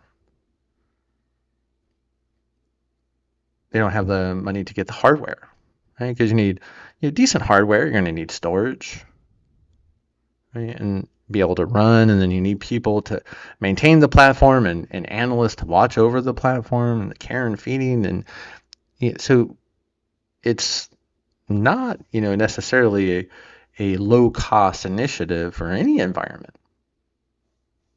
But if you are able to put in SIM, it does allow this idea of we're bringing in these events ideally in real time as they're happening. And I'm watching over firewall and VPN traffic and server traffic and PLC activity and HMIs and my data historians and maybe other aspects of process in an OT environment. Again, trying to add in as much context as well to be able to determine when something happens, is it good, is it bad? Or at least neutral. So at least let's focus on finding the bad things first. So we want to bring in all of that data. This is, you can see, kind of IT focused, but this is also works in the OT world. Bring in all of our event data. Again, event data by itself doesn't necessarily mean anything. Bring it into the SIM, hopefully add some additional context, look at it from the big picture, and then come up and say, oh, yeah, there's an issue here that you need to investigate. And that's where, again, I get a lot of questions around, well, how does SIM work in OT, right? How different is it in IT? It's not. And depending on the environment, right, we might have an IT environment, right? And you can see here where we're monitoring, right, layers 4 and 5, right, the Purdue model, right, the IT environment. Firewalls, you can see if we have intrusion detection, Active Directory for IT, EDR, right, like Windows Defender, CrowdStrike, right, NetFlow data to see who's talking with who and who's going out to the internet, right? Web proxy for web browsing traffic. So we're bringing that all into our SIM to look across the big picture to look for potential security incidents to investigate. On the OT side of the house, again, if we want to focus just on OT, right? Well, we have the IT to OT DMZ. Then we have those higher levels like level 2 and level 3, which is primarily almost always Windows systems. And then we can have HMIs. HMI could be Windows, right? We could have some SCADA systems.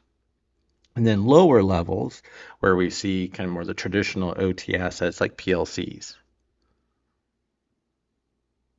But we want event data from as many systems as we can. Not that we can get quote unquote event data from things like sensors or any of the level 0 instrumentation. But we can at least get that data from elsewhere.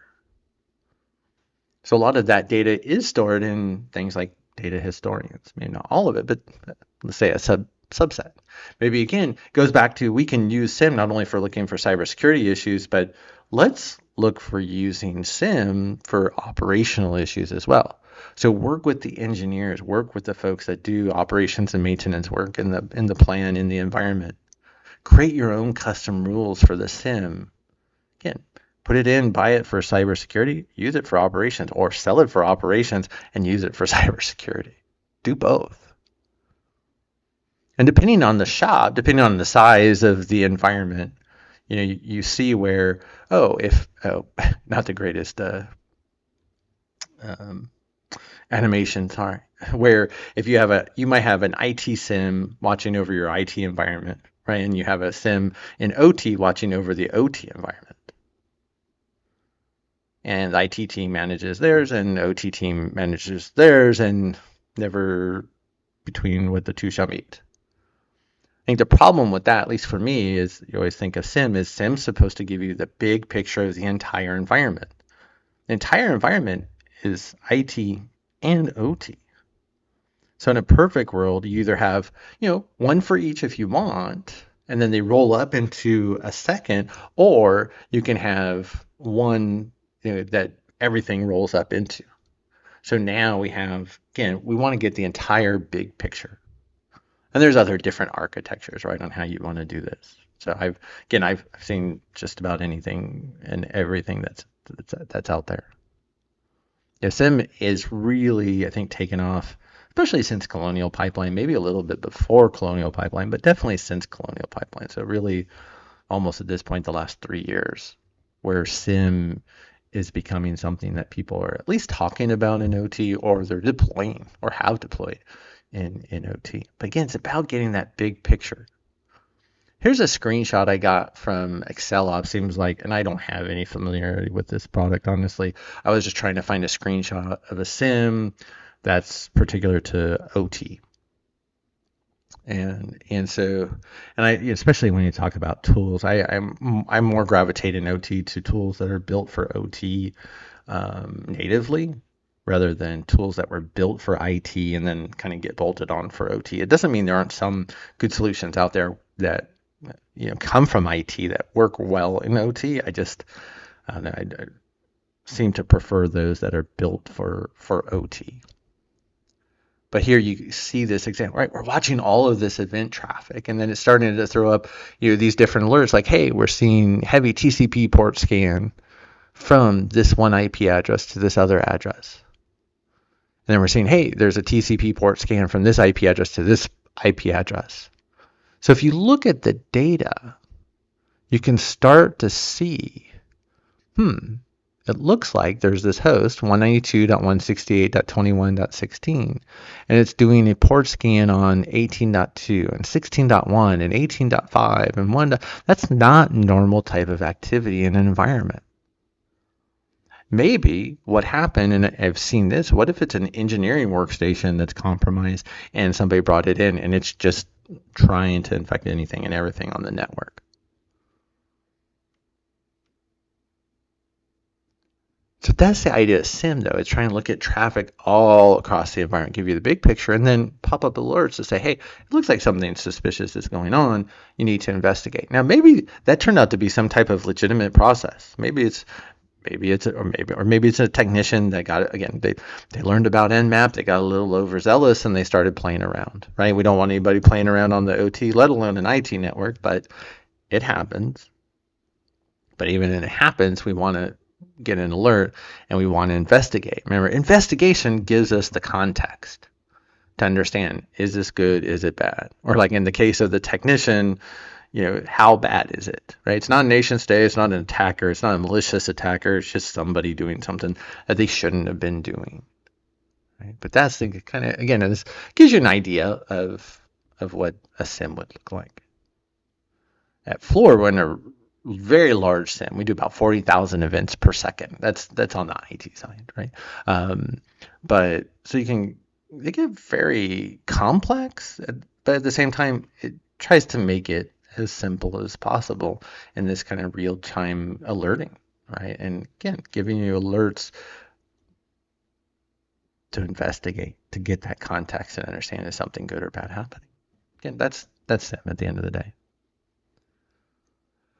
So what other event log sources can we find? And that's kind of, you see, I always like to put in other things like physical security access logs and think of other ones to add. I should put just a bunch of question marks here. It kind of looks weird with just the box. But this idea that or the big picture, what if I see that machine scanning the network and I don't have that machine in the asset register? Maybe I get its MAC address and I don't find it in the asset register. So then it's a question of like, who is this? Well, when did the activity first start? Well, then I could go back and maybe if I had the access door logs, right, in the SIM, I could go back and say, oh, this was a contractor with this badge that badge in probably like 10 minutes before that activity started. Chances are it's probably this person, which is a great example.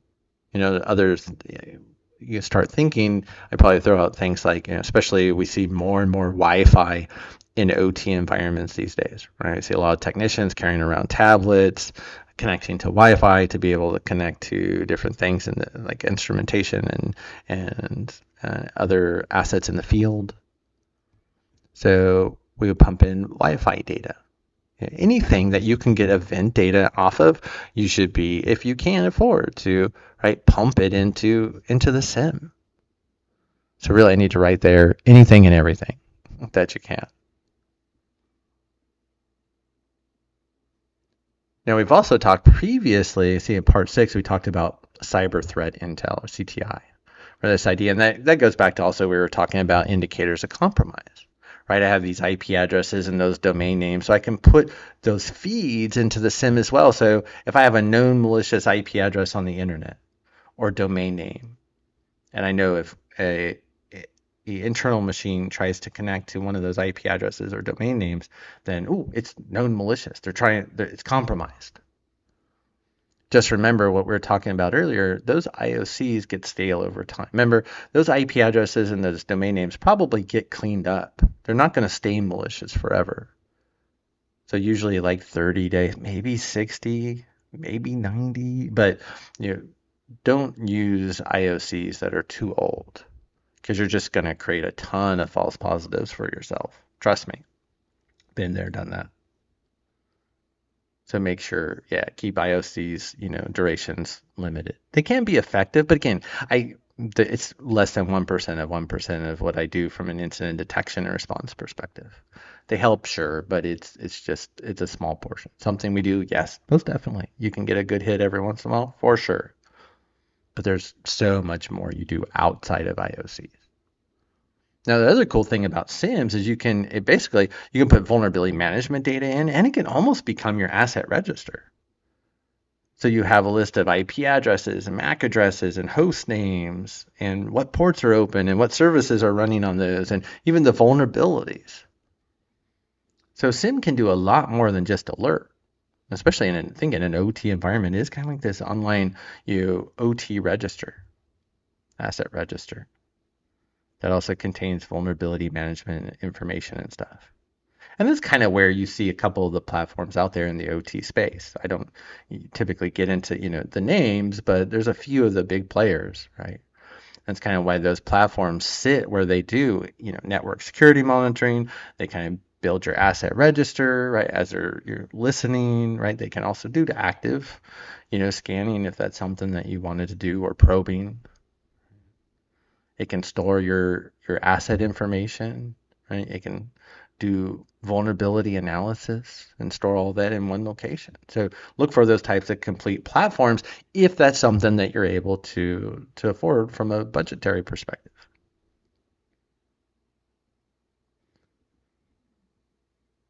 Of course, at the end of the day, we implement SIM to generate worthy alerts for investigation. I want an alert when there's something that needs to be investigated. So when that alert happens, we want to respond as quickly as possible.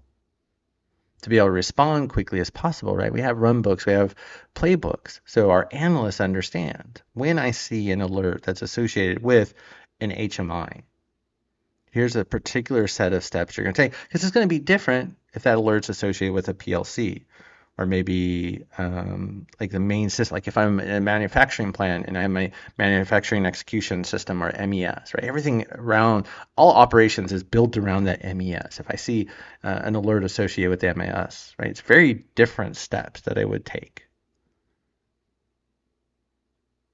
So here's a list, right? A detailed step-by-step process of what the analyst is going to do. I should be able to take a junior analyst and have them be able to read that and be able to follow it, even if it was their first day, if I've done the documentation right. Of course, we also have them escalate, right? And ask for assistance and help. No one should ever be alone or feel like they're alone.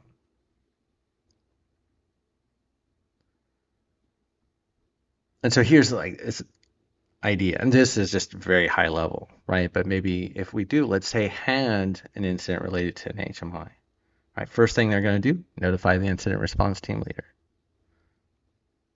They'll be able to help the analyst, right, as they go through the next processes, right? We're going to work to determine, right, if we can disconnect the HMI, right? Maybe let's say that HMI is actually we know there's malware on it. Maybe it's ransomware. They talk about we have to determine can we disconnect it, but it's not like Mike Holcomb, incident response team lead, and it's not the security analyst. Essential personnel it needs, but it's the engineers, right? The folks that do operations and maintenance, the technicians, right? The people that design and run the plant. They're the ones that we need to consult to say, can we disconnect this HMI? If we disconnect it, what will happen? Right? Is there an impact to physical, environmental safety, or operations of the plant? If not, okay, we probably will disconnect it. Or there's the other way around where we've seen this is if that virus infection is not going to spread and it's not going to impact physical or environmental safety or the operations and availability of the plant, why do anything about it? It's an interesting conversation to have because I've seen it go both ways. Because like, okay, well, we can fix it. It's just the HMI. We'll get some maintenance and we can take it offline and fix it. That's kind of what happened with the David Spessy nuclear power plant. There's more data historians, but you get the idea. Because it's like, well, if I can, repair it back to a known good state and it's not going to impact anything, let's do it. But what if it does require you to take the plant down? Maybe it's a 6-hour job. Then the decision would be, well, if it's not going to impact anything, it's not going to impact physical or environmental safety or operations uptime, but it's going to take 6 hours of downtime to fix it. You know what? Leave it alone. Just too bad, so sad. We're going to accept that risk. Okay. But again, it's not the incident response team lead or it's not the cybersecurity analyst that's going to make that decision, right? We need the engineers, the people that do operations and maintenance, the technicians to help us understand what is the impact. But you also mentioned, and that last point there, let's make sure if that HMI is compromised, to make sure it's not being used to target or spread to any other systems. That would be my worst fear. Because we would definitely be watching that HMI. Now, it should already be ACL'd off to prevent it from talking with any other systems on the OT network. But if it's not, right, then we can have that potential pivot point the attacker can use. They're on that HMI, and then they're using it to attack other machines. It's one of my favorite kind of pivot points. Right, data historians and HMIs, those are always my favorite targets. I'm getting to really like PLCs the more I get into them. Data historians and HMIs. We've talked about those a little bit. So now what? So to kind of wind down, we talked a little bit about honeypots earlier. We talked a little bit about them in the Shodan section as well. And this idea is that a honeypot is a system that we deploy on the network. The idea is to let it get hacked, but it's not a real system. It's a fake system. But the idea is, so as I create like a fake PLC and put it on the OT network. Well, since it's a fake system, nothing should ever connect to it. So if something does connect to it, it means it's a high fidelity alert, which means, yeah, you have an attacker on the network. Or it's the overzealous, right, technician who just found out about Nmap and they're scanning the network, right? But something is connected to it that wasn't supposed to be. Something is on the network doing something that they shouldn't. So as soon as you get an alert in a honeypot, boom, you jump on it. And so, and you can see some different examples, right, where you can apply, maybe a honeypot in the ITOT DMZ. So when somebody gets in the DMZ and they try to spread to other machines in the DMZ, you'd be able to catch that, right? That's one of the first types of activities we look for, right, for attackers coming from the IT network.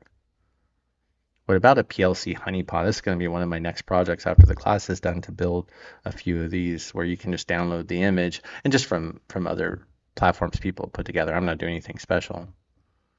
But where you can go ahead and download an ISO and boot that into a VM machine like VMware image or VMware or Oracle virtual box, and all of a sudden you have a virtualized like PLC honeypot. And stick it at level 1, and it has Modbus and maybe like things like Ethernet, IP, and maybe it's even broadcasting on LLDP or sending multicast on LLDP.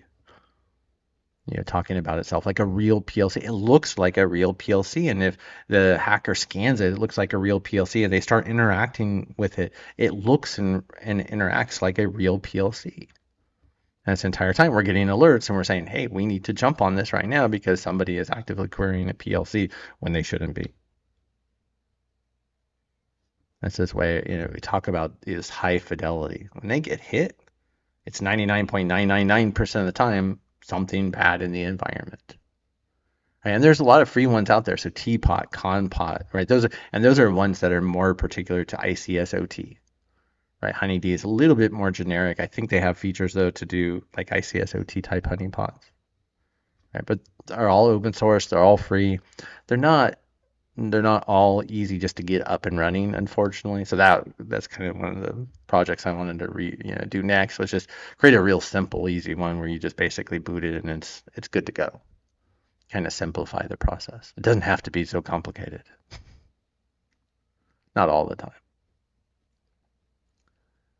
But that's the idea of honeypots. So if you want to learn more about honeypots, so there's the HoneyNet project that was started by Lance Spitzner. We talked a little bit about before. Remember Lance Spitzner? This, I always say like this incredible technical mind really came up with the idea of honeypots to a large degree. And of course, there's the Cuckoo's Egg book. If anybody's ever read that, that's a whole other story, and then, Lance, was very technical focused with honeypots and started the HoneyNet project. And then he went to focus on cybersecurity awareness because he realized, attackers were getting into environments because they were tricking our employees to clicking on links and emails and opening up attachments. Chris Sanders, one of my friends, he actually has a book called Building Incident Detection Honeypots. He has a couple of great books. His first big one was around using Wireshark. So if you want to learn more about Wireshark, definitely check out his book. But he wrote a book just for honeypots and self-published, which I thought was really awesome. But great book and gives you anything and everything you need to know about honeypots. And again, mentioned Teapot, Compot. Those are more for ICS OT. HoneyD is more generic, and I don't have a lot of experience with that one, honestly. So, but definitely played around a lot with Teapot and Compot. So definitely check those out. And I did want to talk about threat hunting as kind of wind down. Threat hunting is a term that's come up, I don't know, over the last 4, 5, 6 years or so, mostly in the IT world. I just always thought of this is how we do our job in incident detection. But this idea where we always assume there's an attacker in the environment. And you can have SIM, and you can have your incident detection sensors, and you can have Windows Defender or CrowdStrike, right? You have your EDR solutions, and you can be watching all of your events. All of those controls, though, are not going to catch everything. Attackers are always ahead of us, remember? And while the tools can catch them, and they will probably, depending on the effectiveness, right, catch probably the majority, there are things that are just going to slip through those cracks, right? That's when the attackers win. They slip through the cracks.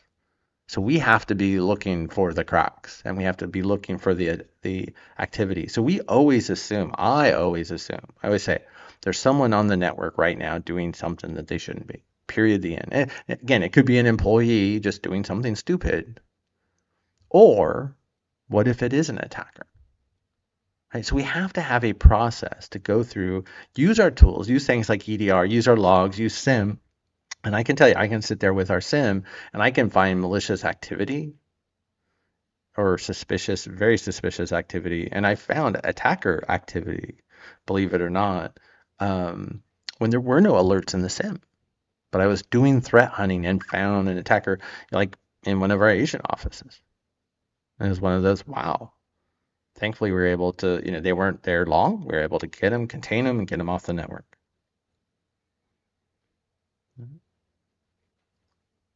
If you work in an OT environment, you probably need to, well, I shouldn't say probably, you need to be doing this on the OT network, you need to be doing it on the IT network, and the teams need to be talking. Like, what are we finding on each side, right? Share the information. Here's what I'm seeing. Here's what we're seeing. Again, it's not the IT side of the house. It's not the OT side of the house. We all are in the same house. We're all trying to protect the same house. So work together. I did find, and I think Dean Parsons, or maybe Tim Conway, I think Dean Parsons with Tim Conway, that probably sounds right, had created a blog. You see, there's a couple parts. I wanted to put this out there. They're SANS instructors for ICS OT. Dean was actually the TA when I took the class with Rob for Grid, which is kind of funny. Super nice guy. And he wrote a blog about threat hunting in ICS OT. So I wanted to, again, just put it out there. So go back and check it out. But again, it really just highlights this idea that we assume that there's an attacker in the environment, right? That we're looking for issues. And I love the very last point, because what we've been talking about, remember, 99.9% of the time, we're not finding a hacker in the environment. We're finding some type of issue. Something's been misconfigured. And it can become an operational issue. So we uncovered those issues. Yeah, we're looking for the hacker, but as security professionals, but we find so much more. So I really appreciated that they had that included as well. So after all that, and that's kind of gets into this whole incident detection, right? So then, kind of going back, it's like, how do we respond, right? Going back to the incident response process. So once we've found known malicious activity, let's say, oh, there's an attacker in the environment, then what do we do? So that's where now we go back to phase 3. It seems like forever since we talked about phase 1 and 2. So phase 3 is containment, right? We know there's an attacker in the environment. So some of the questions that come up, and we've already talked a little bit about this, is if we know there's an attacker on a specific system, do we disconnect the system or not? In IT, it's pretty much like you usually will disconnect it. Now, sometimes you have a conversation, maybe we don't disconnect it right away, because if you do, the attacker is going to know you're onto them. So maybe you want to watch them for a while to understand what they're doing, to then get a better idea of, what they're actually up to in the environment. Maybe what are their goals potentially, right? Maybe how did they get into the environment? What are they looking for? Those types of things. If it's ransomware also, especially a ransomware group, once you let them know that they're in the environment, that's where they could trigger like actual ransomware implants to kick off, and then they would encrypt everything. So there are some considerations for waiting. I'm usually, the person that's always like, just pull the plug and whatever happens, happens. Considerations for OT, where we look at, again, that's that conversation we just had about, the HMI, right? We get the right people in the room, the engineers, folks doing O&M, right? The technicians, the people that understand, if I disconnect this, what's going to happen, right? Are there physical or environmental safety issues? Are there operational issues? Right. So it is very much a balance. It could become even more complicated in OT. That's where also we get leadership involved and people that can make those conversations, especially if we're going to shut down the plant. Now, anybody should always have the option to shut down a plant for safety reasons. Doesn't matter who you are, what your position is, you should always have the ability to shut down a plant if there's ever a question of safety. I know that's not how it works everywhere in the world, but that's how it should work. If there's ever a question, we pull the plug, we shut it down. But during this time, right, we understand the idea with containment is we want to make sure that we limit the attacker's ability to spread in the environment and gain more control or find more data. So, and this is, yes, if it's what we consider more significant incident, yeah, we're letting everybody know, executive leadership, the asset owners and the leadership, got the plant manager on the phone, right? We got all of the different stakeholders that are involved. And that another interesting point, this is where we probably should start gathering forensic evidence. Now, some teams, again, might not be prepared for this. That goes back to phase one.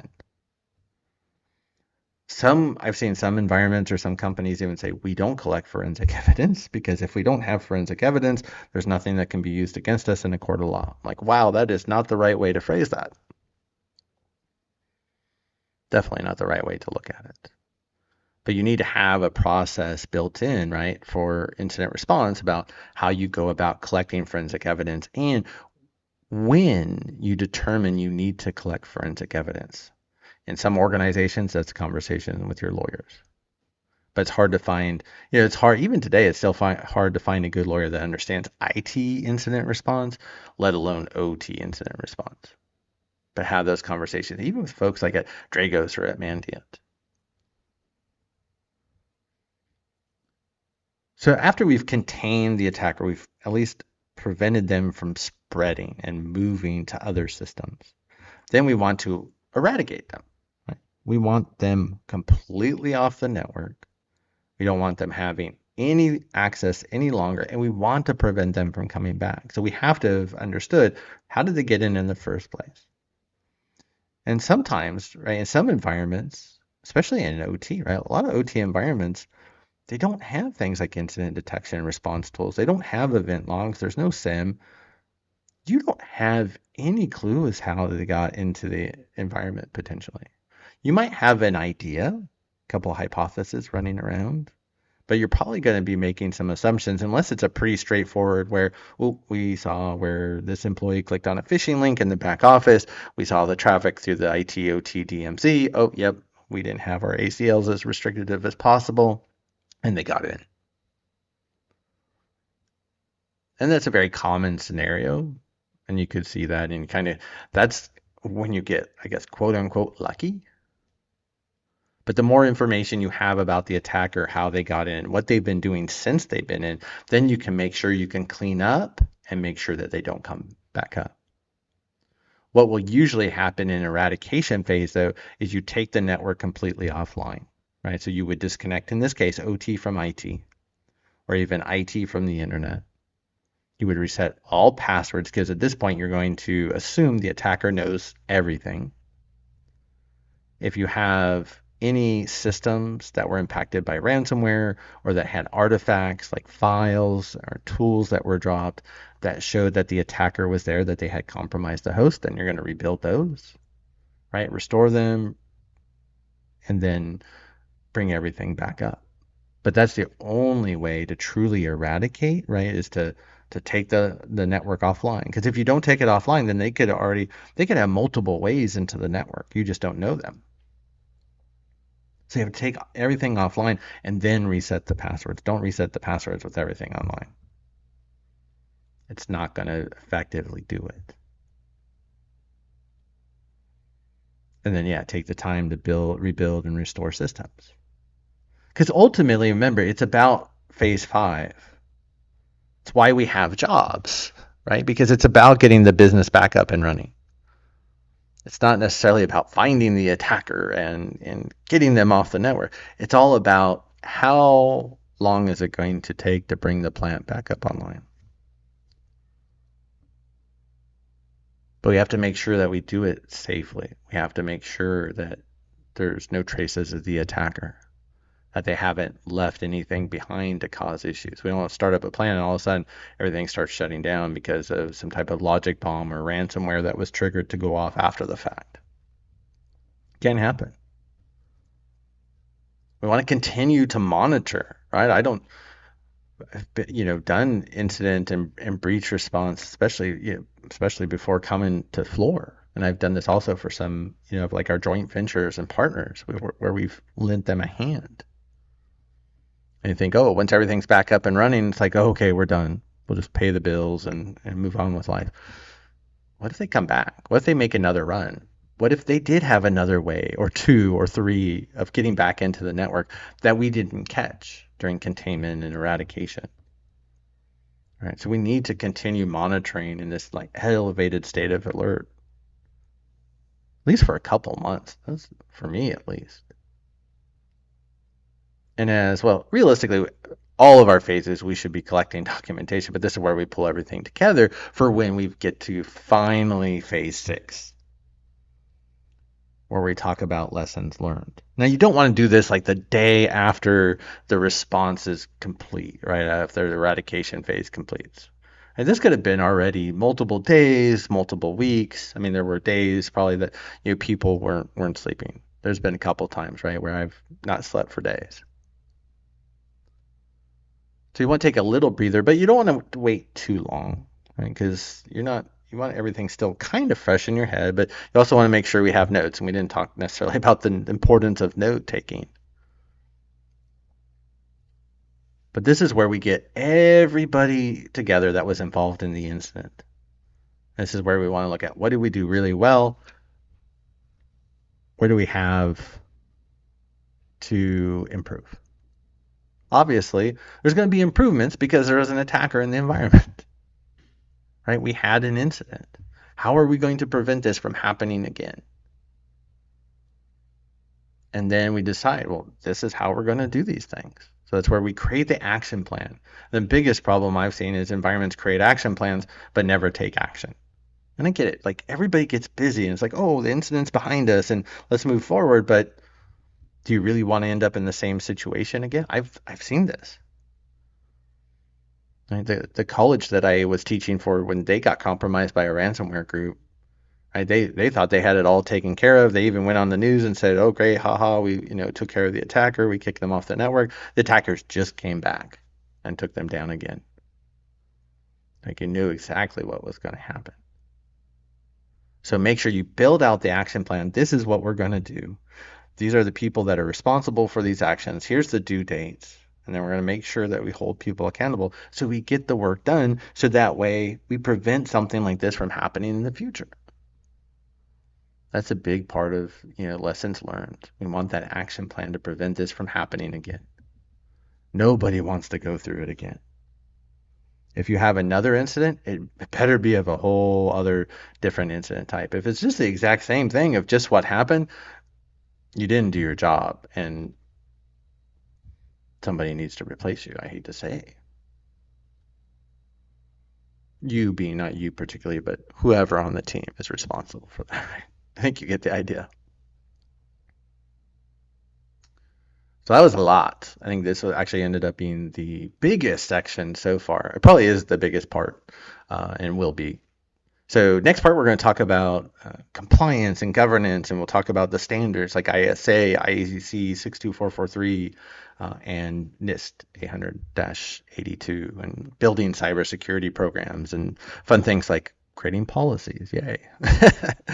And then the last part, we'll get to the fun stuff, talking about penetration testing in ICS OT environments. But if anything, if you don't forget to like the video if you liked it and made it this far, share it with friends, subscribe to the channel, and then of course if you have any questions, comments, concerns at any time, it's great when I get especially emails or people ping me on LinkedIn. It's really fun and getting to meet and talk with folks. So feel free to reach out anytime. All right, take care, and we'll see you for part 9.